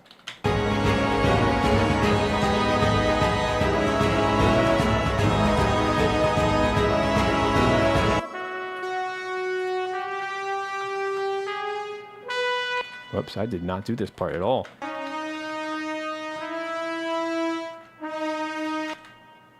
Whoopsies. Any spatial plugins? Nope. I mean, reverb. That's it. Keeping it simple. And some delay on the solo flute.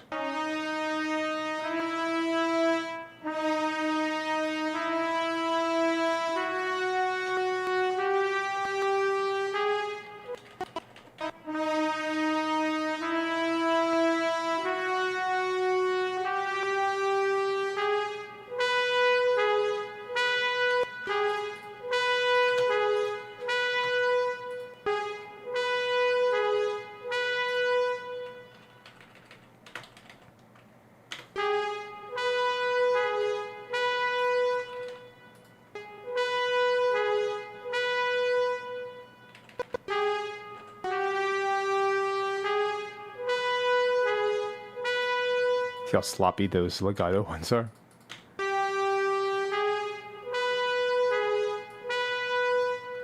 That should help.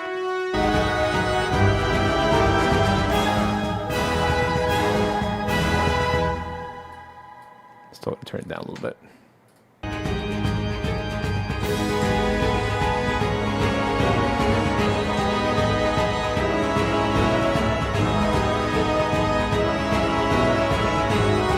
I'm gonna see what I can do to increase the volume of everything.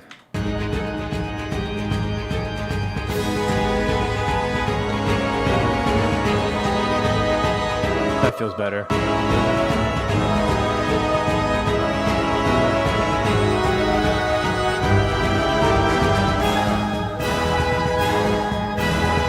So now I'm going to pinpoint the one or two spots that are the absolute loudest for one note, and then try to isolate those moments and turn them down.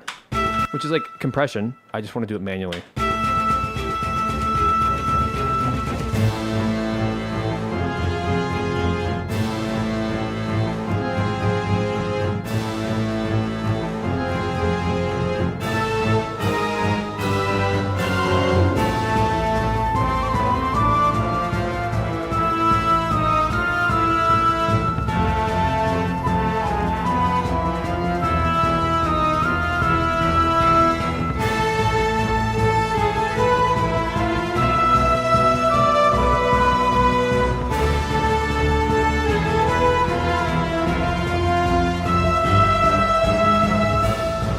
Good, I solved it.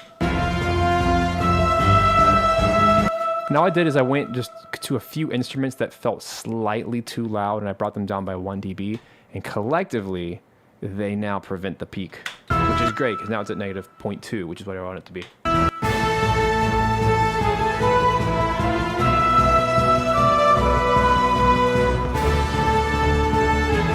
This is so much more effective and musical than just throwing a compressor on the master bus and just, you know, squishing the life out of it. Which is what I did before in previous passes, and it worked, but it was unmusical and it had these little, you know, pumpy moments.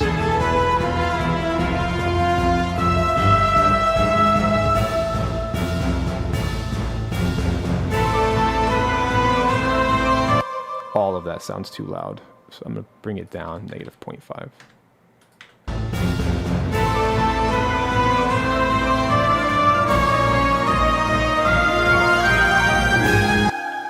Really just the harp sounds too loud there.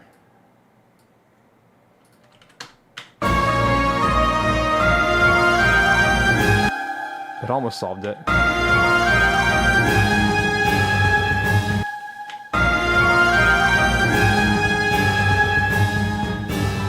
It's probably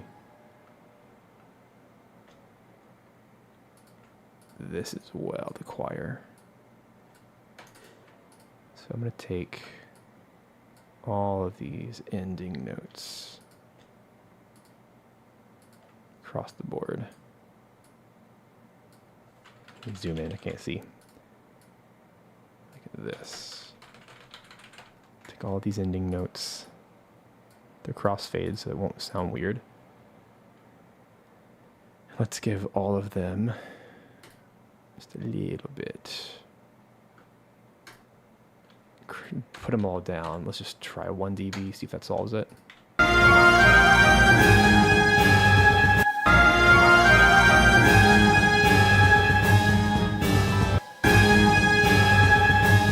Let's see if half, oops, wrong direction. If half of it, half a dB can solve it. Nope, it does not, so it has to be the full dB.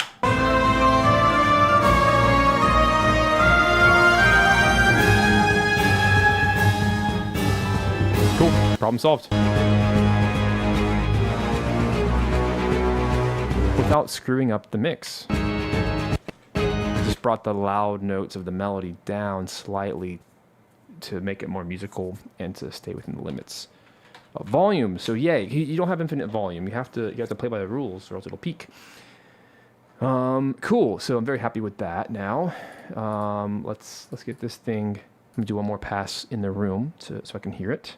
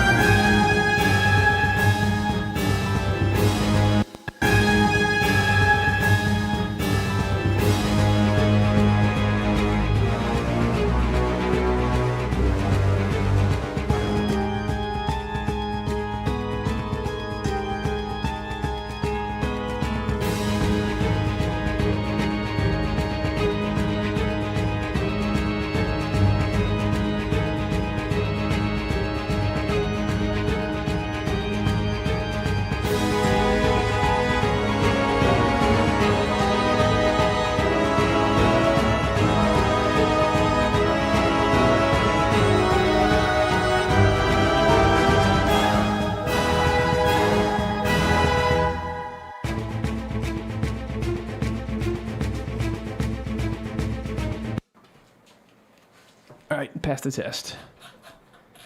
And I'm glad I did that because I was able to make it peak one more time. And so I was able to just reduce some of the low end is what was causing it.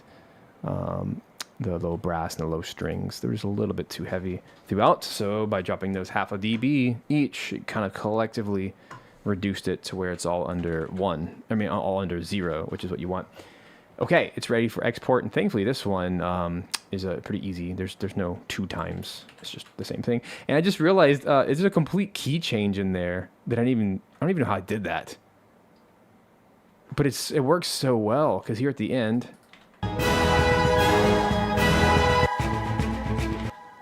What? It's such an interesting key change at the end. So sometimes.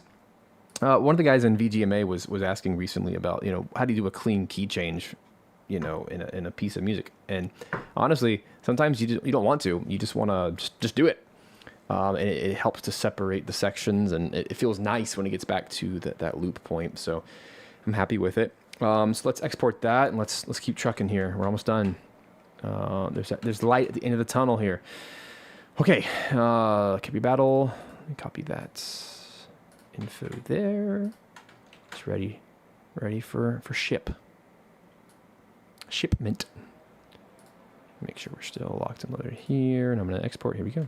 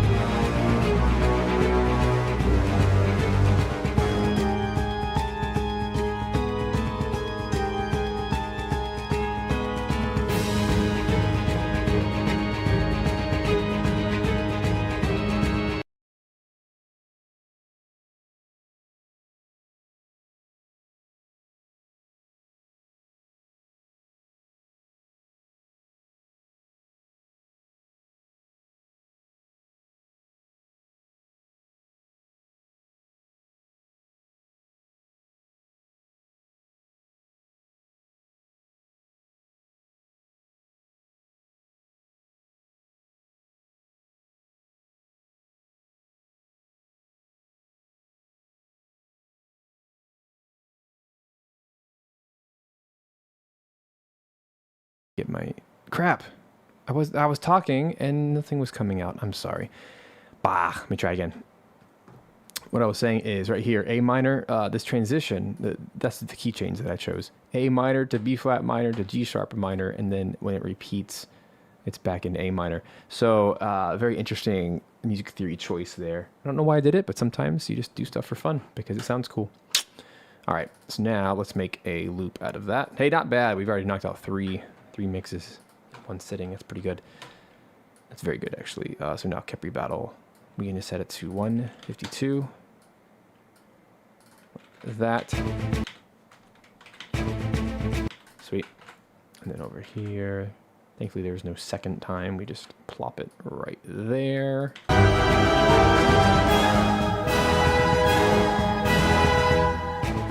So it's going to go there.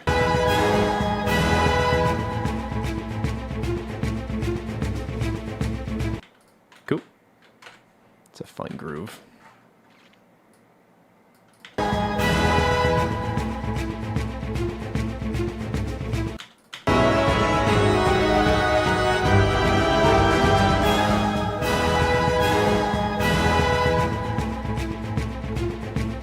It works. There's a lot of delay on that choir, but it's kind of cool. Kind of glues it together, actually.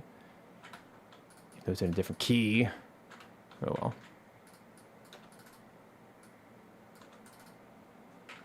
Alright, there's our 10-second fade. And then there's our 2 seconds. Make that right there. The loopy loop. 48 or 44K. Thankfully it's fast. Okay, and there's that. Got 3 down. Weesh. Can we do the last couple? Oh, there's more than a couple. How many are there? Dang. 1, 2, 3 more? I ain't got time for that. Yeah, I'm probably going to do this tomorrow, but it's okay. You guys are hanging out. Having a good time, right? All right, let me go back to the all tracks. I mean, I got a groove going now. Next one is number 6. There. Looks like it's off the beat. Let's find out. Oh, no, it's right there. 1750.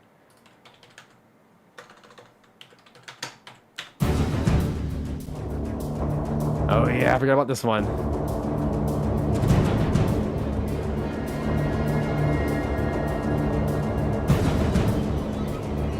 This is like an alternate champion battle. It's just to give more variety, since there's a lot of bosses in this game. I already played earlier the champion battle theme, so this is like a secondary one.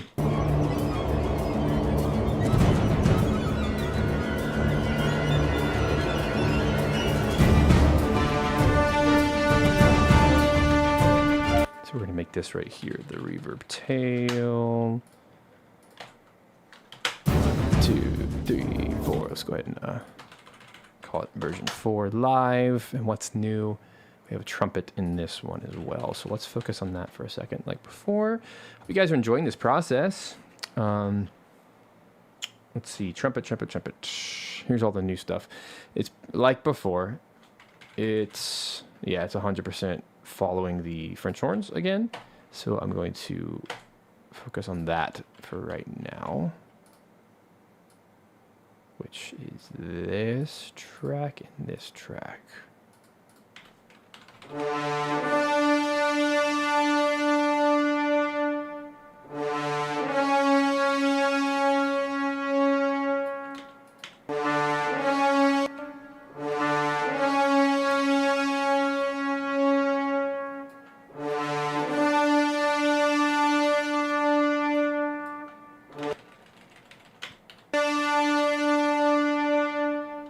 Cool.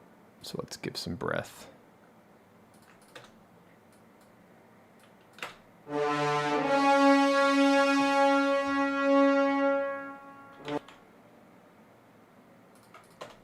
So the trumpet's too long.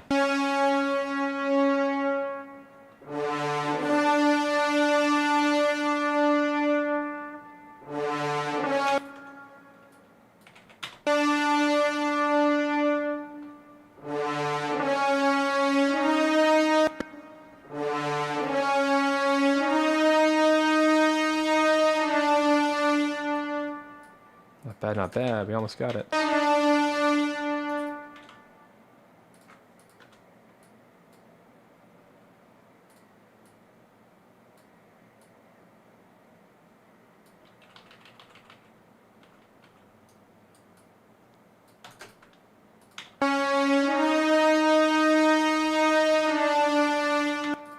Nice.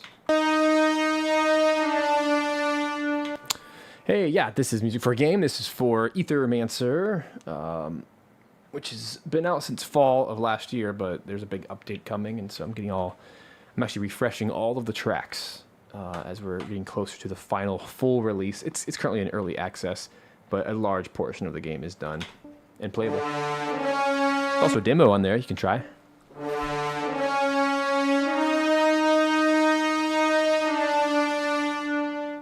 Nice. That sounds really good.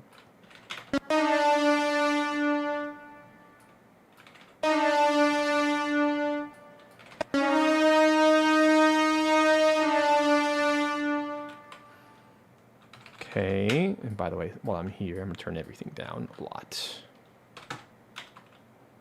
Next. I do all the music, that's right.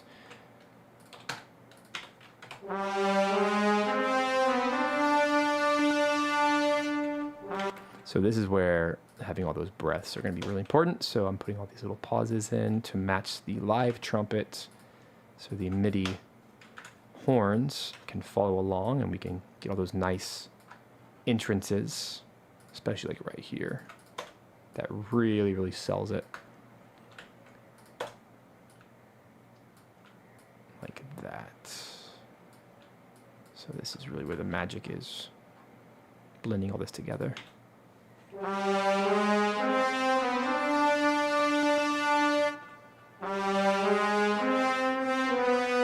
Sounds good.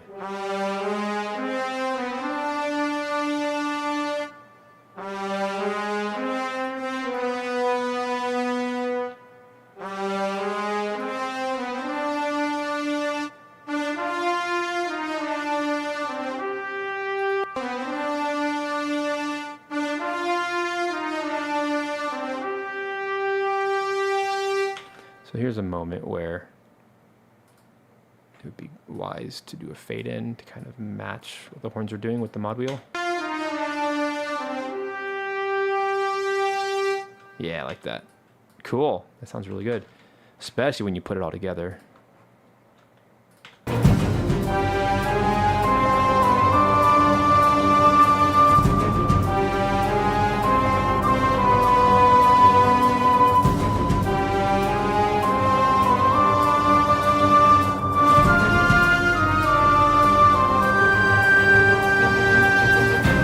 So much more life, right?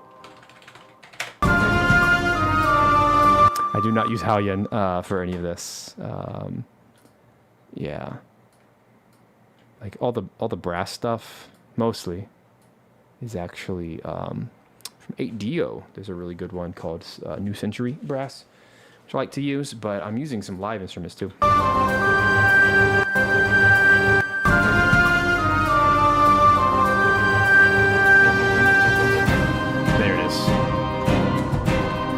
Nice mixture of the two. I also really love the Helix strings, which are free short and long strings from the Sign Player orchestral tools. I use that, all the strings you're hearing. But really the secret, if there is a secret, is I balance everything to audio. That way I have full control over what's going on with all the dynamics, all the different volume levels. That is what's creating so much musicality here, is I'm just massaging every single audio file to be exactly the way I want it to be. Especially with timings, because a lot of the legato sample libraries are very late, very sluggish, and so by having more manual control over the audio files, it allows me to put them exactly where I want them. There we go, there's the whole track. Let's get mixing. Everything's pretty loud anyway, so I'm going to take this, I'm going to go ahead and select all of the audio files, drag them all down by 2. Howdy, howdy. Welcome, acrylic. I said that right, acrylic, yeah.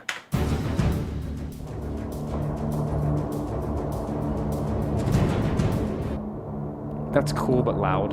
It's way too loud. Let me hear just these guys. The synth stuff.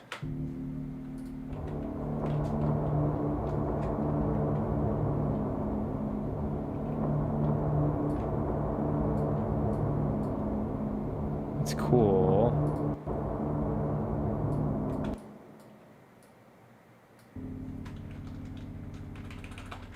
So yeah, let's make sure it's just not too loud.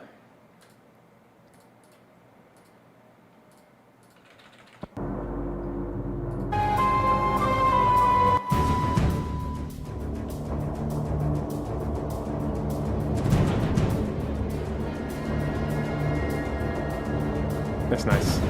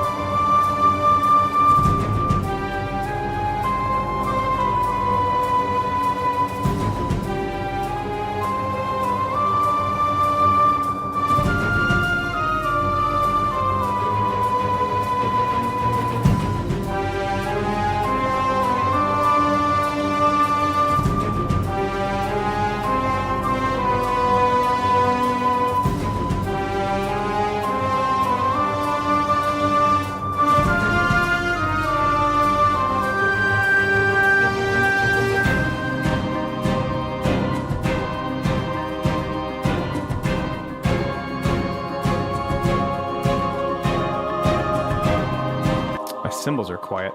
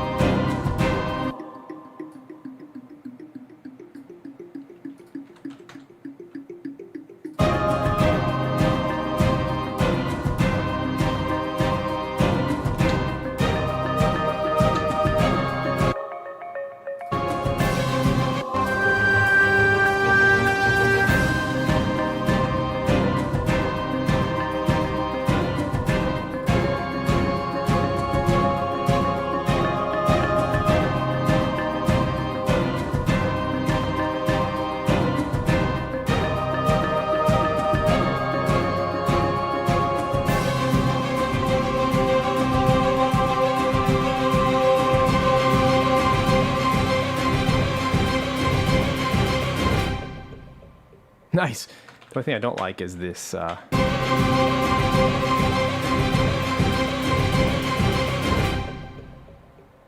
guess, you know, it's a cool delay. I guess what I can do, shorten this. Good. And then when it loops. Nice.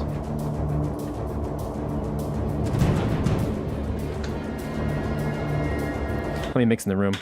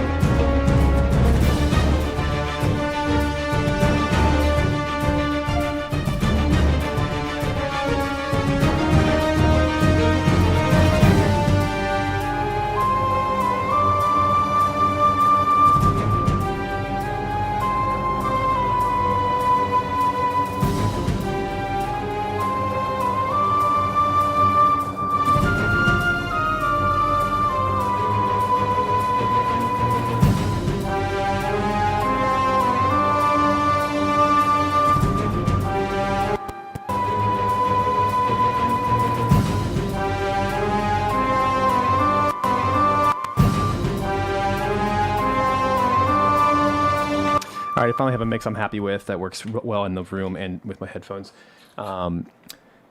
So really what I just did there is I pulled everything back quite a bit and then slowly turned things up, which is not how I typically do it. I typically, take things away until it fits. But in this instance, it just felt kind of muddy. So what is this thing? It's a random little, there, I have a random audio file. So in this instance, I started with everything low and then just slowly turned things up until I had a nice balance. And then I noticed that my full mix was about 2 dB shy of where I wanted it to be, which is right around, negative 0.3 dB. And then just kind of raised everything until it felt right. And so here we are. That feels really solid. So Peter, since you're hanging out with us, Peter, by the way, fantastic composer and orchestrator. You should go check out his work on Hogwarts Legacy, everybody. Grammy-nominated fella over here in our midst. Yeah, so in this instance, this track, it's cool without live instruments, but I'm going to just solo it real quick. Here is this horn section without live trumpet. It's good, but not great.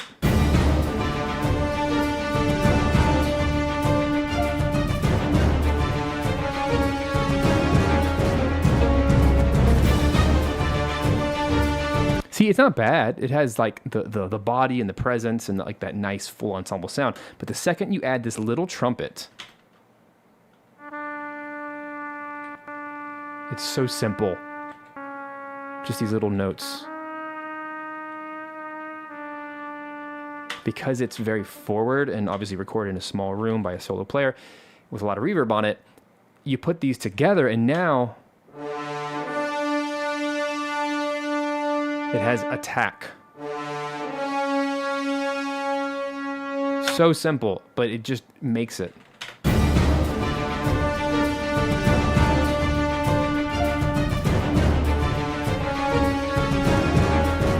It actually creates pitch variance, which is nice. It's not perfect. And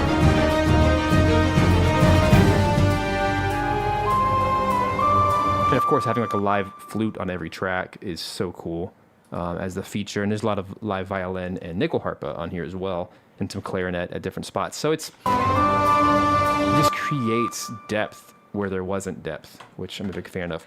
Okay, let's export this one. We got to move the heck on. Did I just clip? Hold up. I had a clip. There. Dang it. That means I need to lower everything by 0.5. I'm glad I caught that. Yeah, fixed it. This is what I get for moving fast. All right, so here we go. Boom, boom, boom. Let's export and be on our way. Yeah, there's no second time in this one, right? Nope. Have I done this one yet? God, I'm like losing my mind.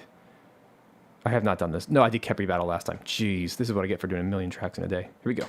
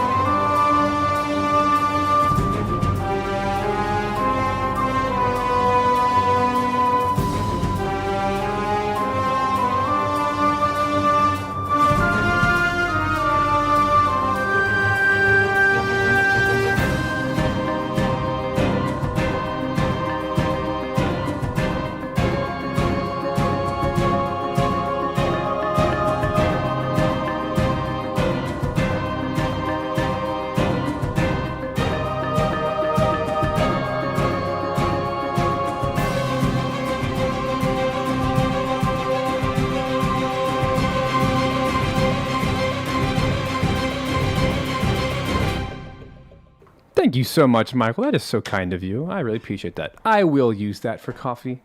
I appreciate that. My current coffee mug is quite empty. Little shameless plug right there. Thanks so much. And hey, thanks, Peter. I really appreciate that, man. Seriously, guys, go check out Peter. Peter has, like, you're doing all kinds of stuff, man. Will you drop a little link? Shameless promo. Yeah, he's been doing lots of education recently, and is now partnered with. I saw this yesterday. You're now partnered with the University of Utah, and you're connecting game composers who want to work with you. You're connecting them with game developers from the school, which is like one of the leading game development programs in the world, or I guess in the U.S. Really cool opportunity, guys, for those of you who are starting off in your career. Yeah, go check out what Peter's doing. It's pretty incredible. Peter Murray. Go check him out. Very fine fellow here in our midst. All right, so now what do we do? We're going to take this.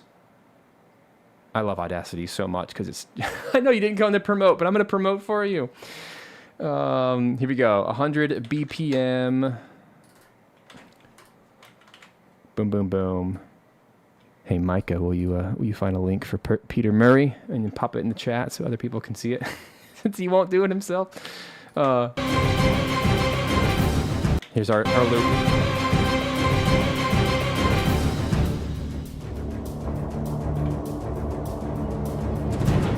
Sweet. I've always loved that track. That was used in the trailer, if I'm not mistaken. If you go to the current trailer on the Steam page, they use that track. The marketing team, which is different from the actual game team, they really liked this track. I don't know what they're doing listening to all my tracks for the game, but whatever. I thought that was super cool that they chose this one. Guess it kind of has a trailer-y style.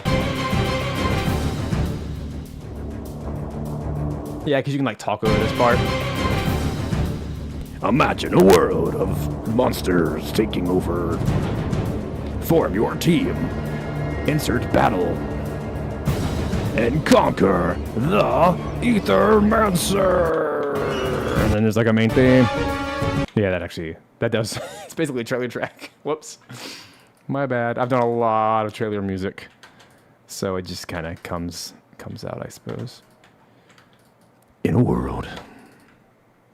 I'm not a voiceover artist, though. Tried that once, actually, for real, and I just don't, nope. That hurts my voice. If I talk too much, I get, I know. Coming from me, Mr. Talker. That's why I'm a teacher, right? Teachers like to talk. All right, I had 2 seconds of silence. And then, what'd you say, Michael? I was working on some videos and been up since very early in the morning. Probably won't stay long. Hey, no, I'm glad you're here.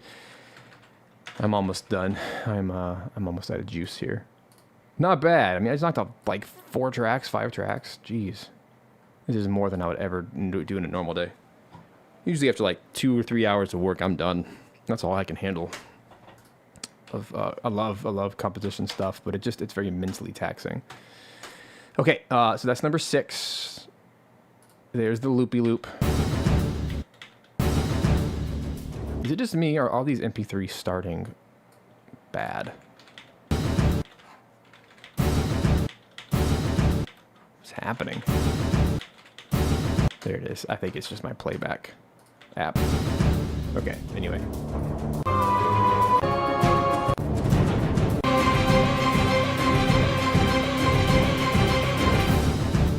Yeah, this one's only 145. All right, sweet. Let me mark that one off the list. Hooray! 2 more. Oh my gosh, we're gonna do it. Tell you what, let me take like a 1-minute stretch break. We're gonna freaking finish this and be done. So we don't have to do this tomorrow. Okay, so hang tight.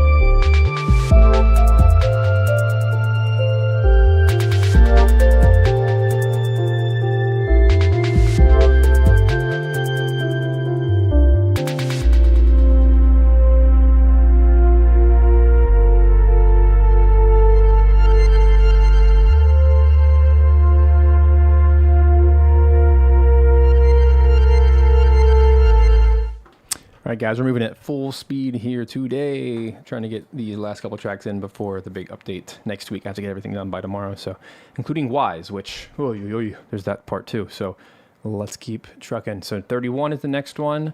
I love this one. Is it 31? The Lurker.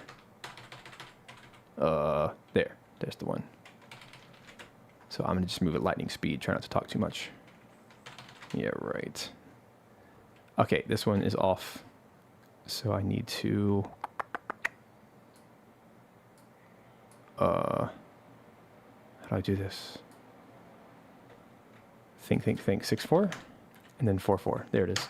Did it. Okay, 2173. So this is actually a secret character. I won't say any more than that. Secret character NPC in the game that you can unlock and find. He is hidden, but when you do, he gets his own special theme music, which is so cool. But he's called the Lurker. And this one, this is a weird story. I wrote this track on an absolute whim.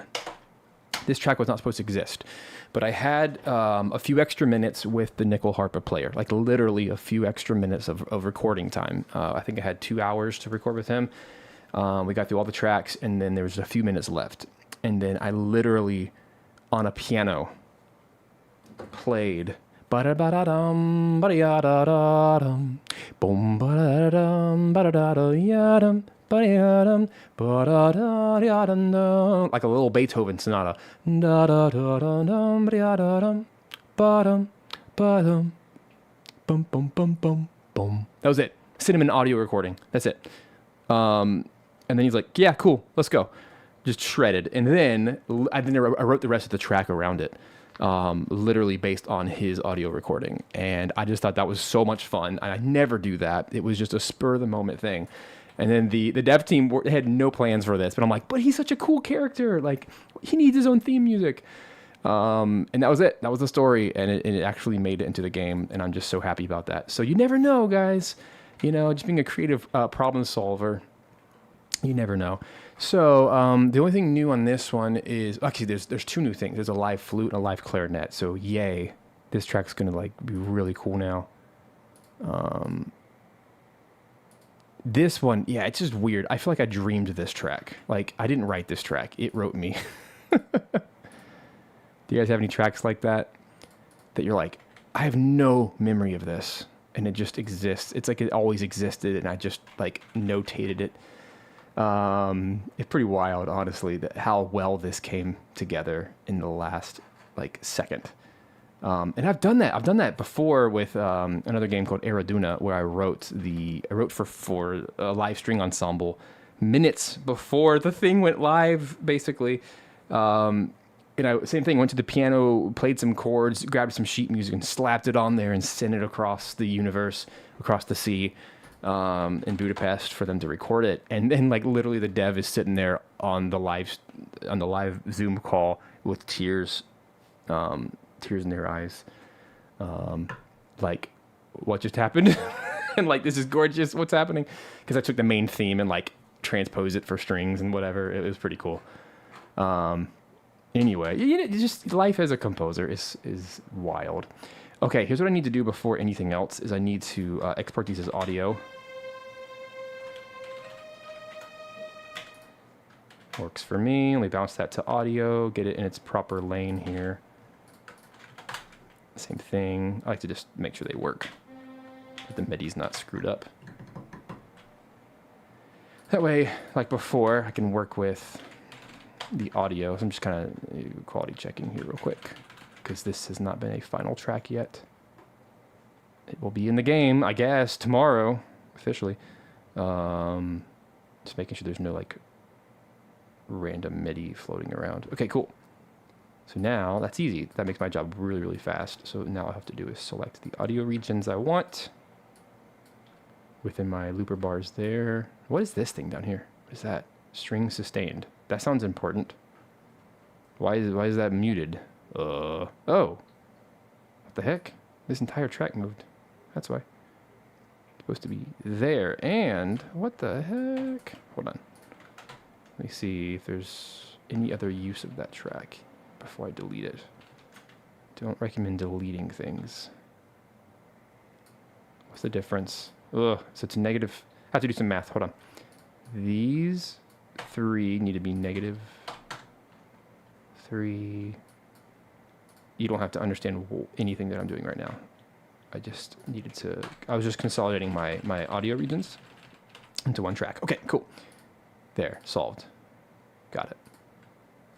Back to what I was doing. Okay. Ooh, what is this nasty track? Who are you?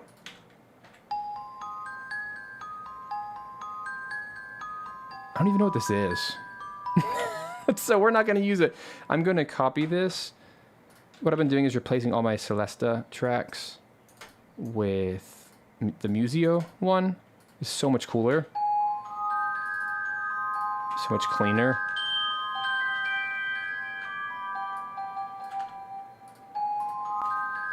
Oh, that's so much better. Yeah, I already like that better. So let's keep that one as the new audio. We'll put it there. Yeah, you're getting me watch. You get to watch me work at like supersonic speed today. Here we go. Boom. Boom. Just stop. Just watch it happen. I don't have to explain myself. All right, I will anyway. It's the curse of being an educator.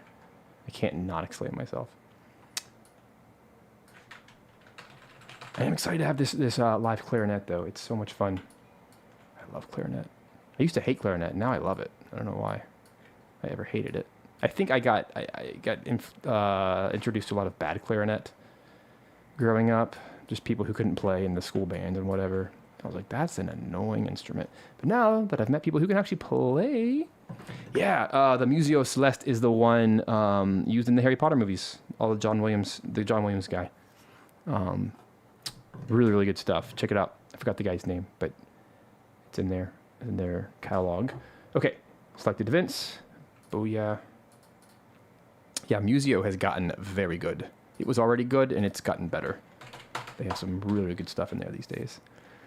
Okay, so here's the melody, by the way. If you're curious, this is what my guy Eric played. Literally just based on my audio file. Not to a tempo either. So I did have to like move it to find a tempo.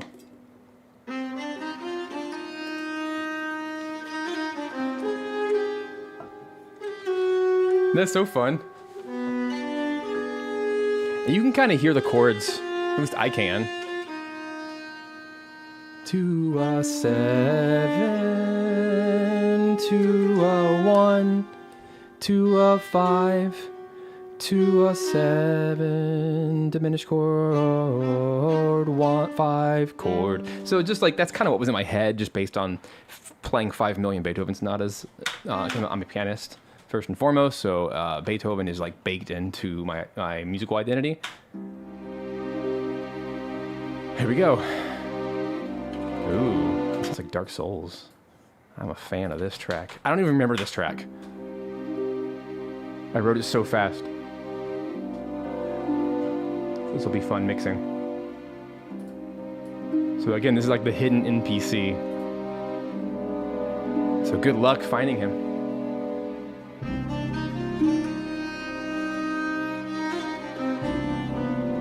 Oh, that's nice. I like that bass.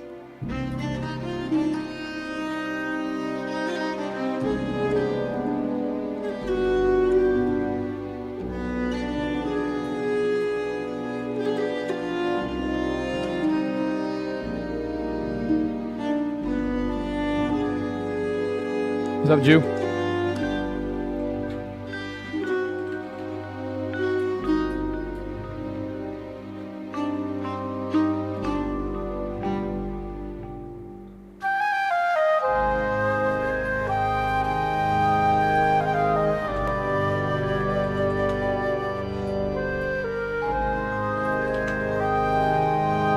Fun fact, this is the patch used by Koji Kondo in Mario 64, this dark synth pad. It's the exact one.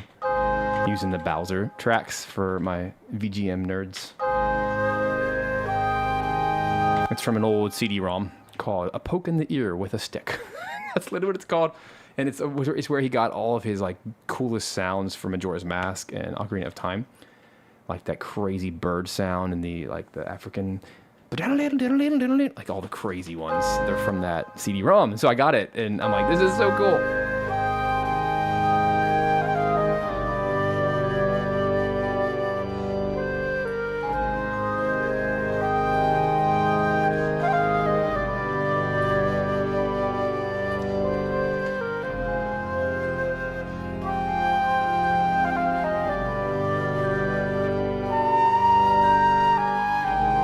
That was a little off.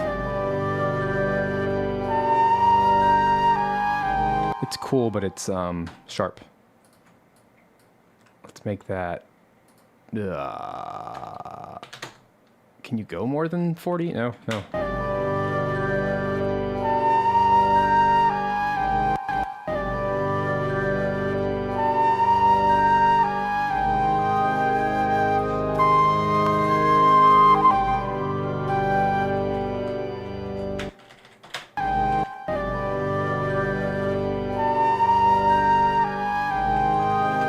I don't love it.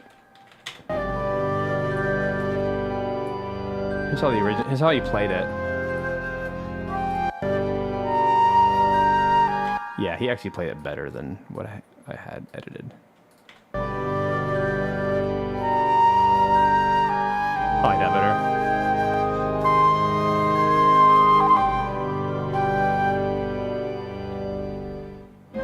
better. Ooh, that should not dip to silence. Let's see.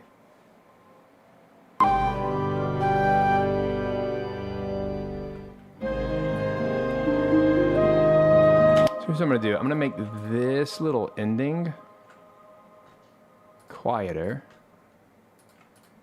but not silent. Let's make it like -8. And then instead of just like a complete dip out, I don't like that sound. So let's just do like a crossfade into the lower volume, and then we'll do another crossfade into the next section. Hopefully that'll mitigate.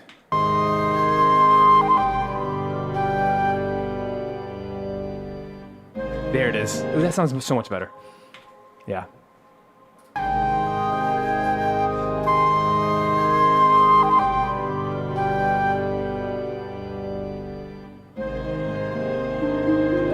There's the clarinet.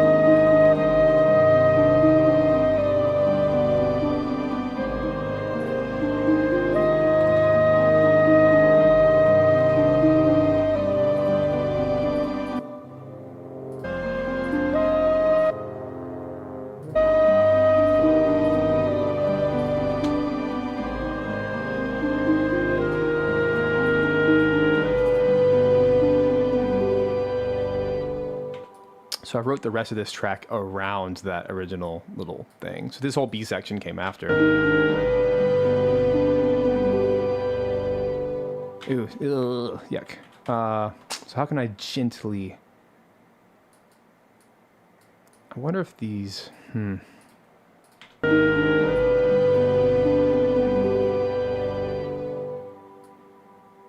Yikes.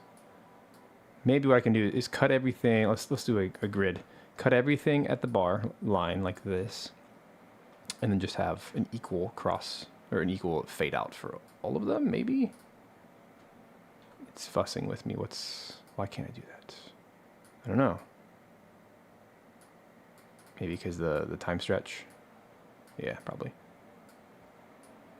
No, it's like fussing with me. It's like, no, you can't do that. I'll just do it manually. Okay. How's that? There it is. That's so nice. Matchmaker Bat Melin. That's hilarious.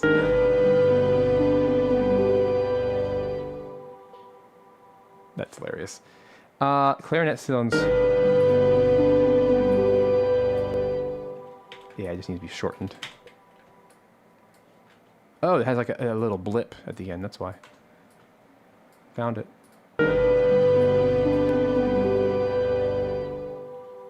Yes! I love this track. This is one of my favorites. Because it just came from such a place of like zero editing, just bleh. Let me write a track. Bleh.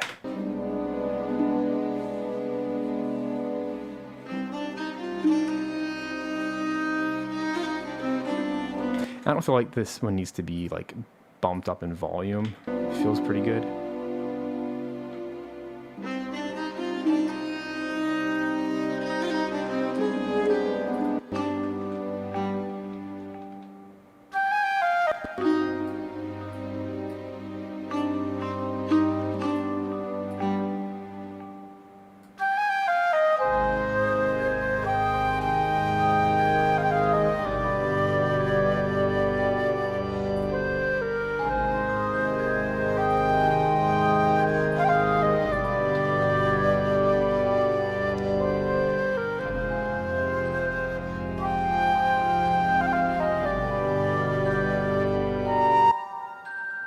I like that.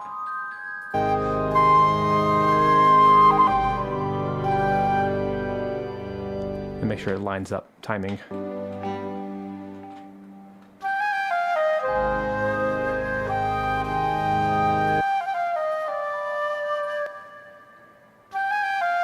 Yeah, it does. I kind of like the rubato feel of this one, not being so perfectly quantized. Feels nice.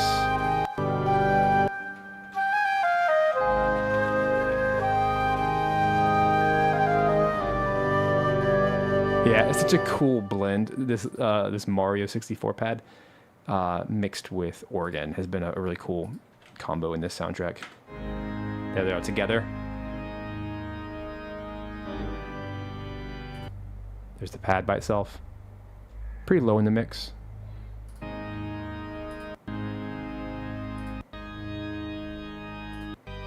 And it just pairs so well with this choir. It's intentionally very fake sounding choir. I use that in Monster Sanctuary, and I just felt like it was like the one thing I could do, because this is basically Monster Sanctuary 2. It's a predecessor, so, or the sequel in a way, spiritual successor. Just felt like the right move to try to get one ingredient that like connects the two, which is a super high choir with delay on it. I don't know why it works, but it just works so well.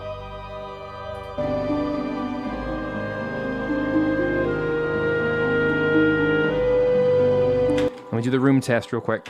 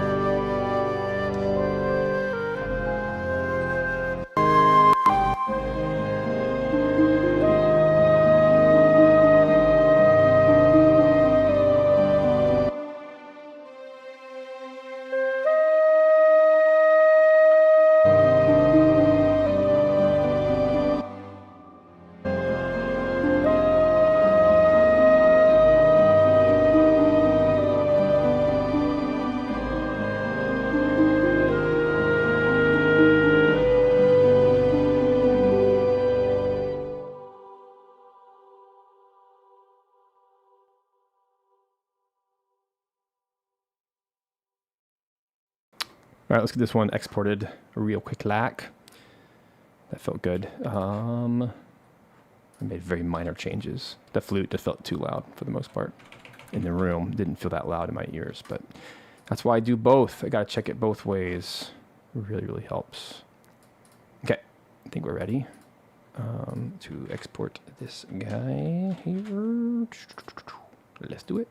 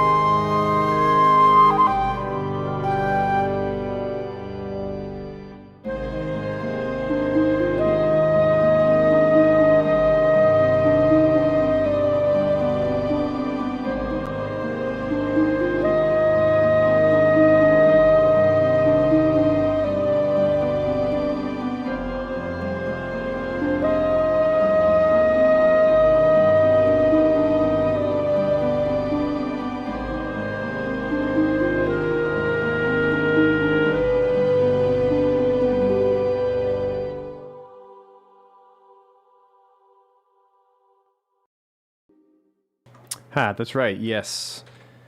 Cubase for games. Some people do it. Yeah,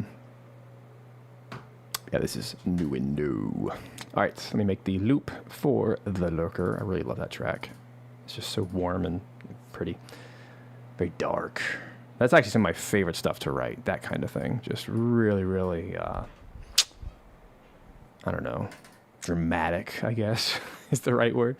Oops, I forgot to set my tempo. This is 60. There we are. Ugh, 60. Who writes at 60? It's so slow. But you know what? I'm really happy with how that turned out, honestly. There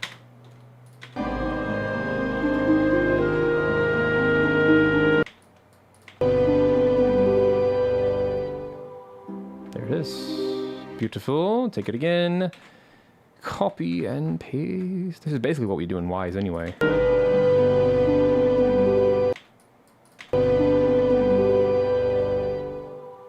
There it is. Excellent.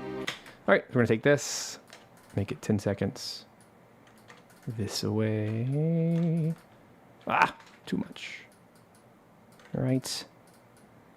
There. Perfection. Exactly 10 seconds. Right there. Pop in a 2-second silence. This is the... Nope. Stop. Going too fast. 44.1. There.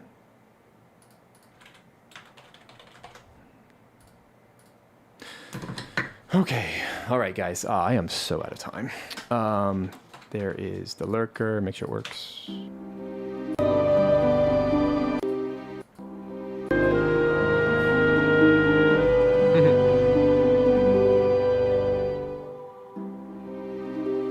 The audacity to use Audacity. I love Audacity.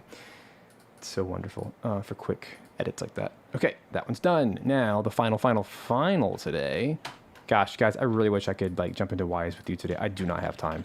I will have to do that tomorrow. But for right now, I want to get, I believe it's just this one track left. It's the the end of run victory. So this is when you beat the game, basically. Beat a run, not the whole game, but a run. This is a little jingle that plays at the end, so that's why I can do it quickly. And the new additions of trumpet. Trumpet is going to double something, probably going to double, oh, the trumpets, perfection. Let's work on that for a second. It's so bad sounding.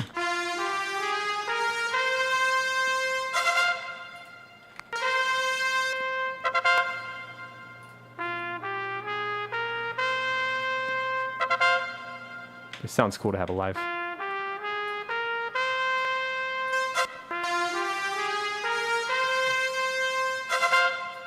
So this, I'm going to move.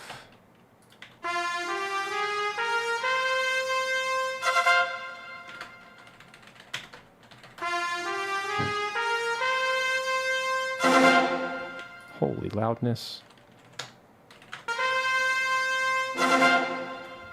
That's the idea. Let's see what it feels like.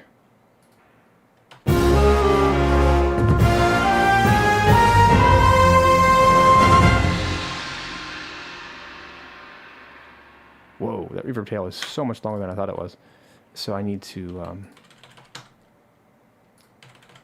this is one of my hotkeys, is add time. Boom, add time. Just bumped everything backwards. That way. Well, that's kind of screwed up now. That's the out points. Let me get this settled. There we go. So really the actual reverb tail is going to be right there. 2214. 2209. This. There we go. We're getting there, guys. We're getting there. So this is version 4. Live. Let's turn it greeny green because it is no longer a work in progress. It is done. Super fun. Now it's just loud, right? So let's clean this up.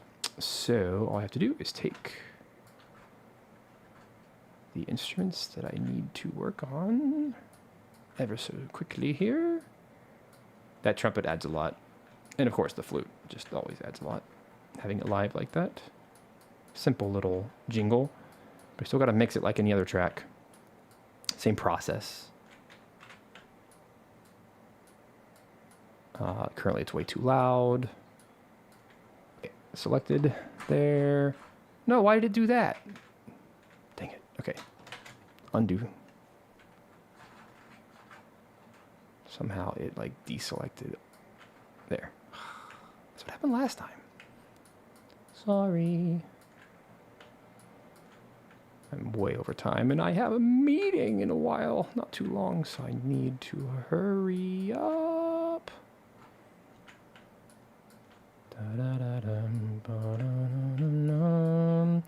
I did a live stream of the original version of this, but I ended up changing some of it. The team likes this more epic version a whole lot better. Okay, now that I can see everything, we're just going to turn it all down like a lot. Let's test out the volume.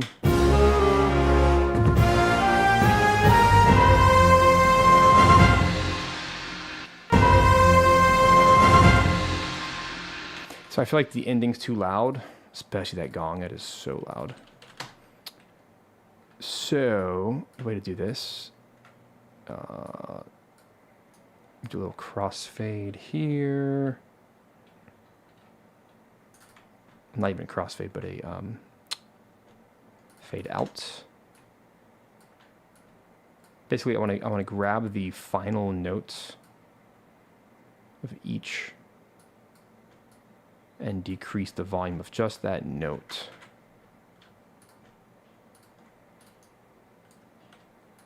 Like this. That way, I'm basically, like I said earlier, I'm doing a little manual compression. I'm turning down just that last note, so it's not so stinking loud. Make everything maybe -2. That solved it.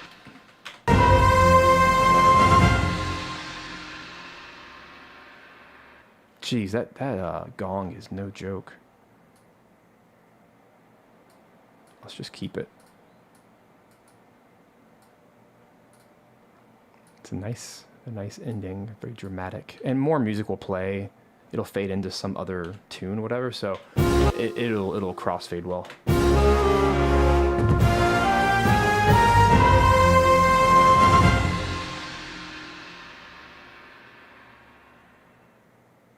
It's still so long.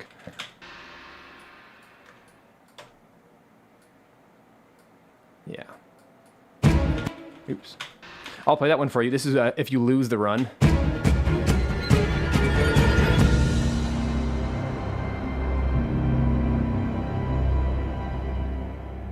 Also very dramatic.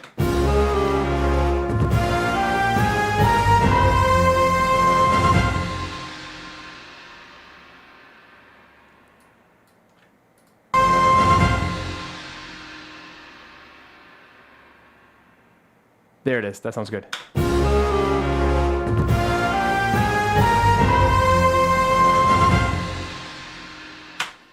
Oh, I think the flute is like a tiny bit too loud. Let me do a room test.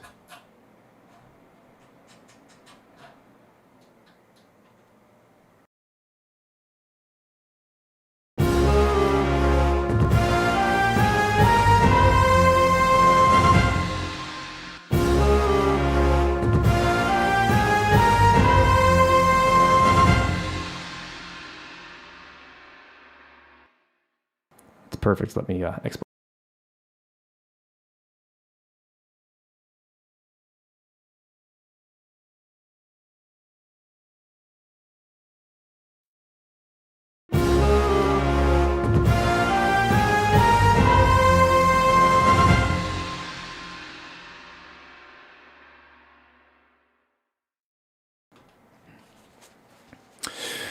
Okie doke. All right, got my levels back. There we go. Cool, man. All right, guys. So that is it. I'm swamped. I'm done. I'm drained. We did it though. Oh my gosh. We did 1, 2, 3, 4, 5 full tracks, and then a bonus little stinger there at the end, a little jingle. Can't believe I got all that mixed in one sitting, 1 3-hour session. So thank you guys for being a part of this journey. If you have any questions about that, let me know. I'm always happy to answer questions. And obviously in the replay of this YouTube video, you can just drop a comment. I'll be happy to answer. That's all I got for now. But yeah, the goal now is tomorrow I'm going to put all that into Wise and make sure all the loops are perfect. That'd be a good video for another day. But in the meantime, yeah, I just got to finish the deadlines. You know how it is. But that's due for tomorrow. So if you have not wish listed, or if you don't currently play the demo or the actual full game of the current build of Aethermancer, go check it out on Steam. Hope you enjoy playing that, and you get to enjoy all the new music next week when it's live in there. So I just got to do my play testing as well in the meantime. So thank you guys so much for being a part. I will see you next week, same time as always, here on Wednesdays. And yeah, enjoy the rest of your week, guys. Thank you so much.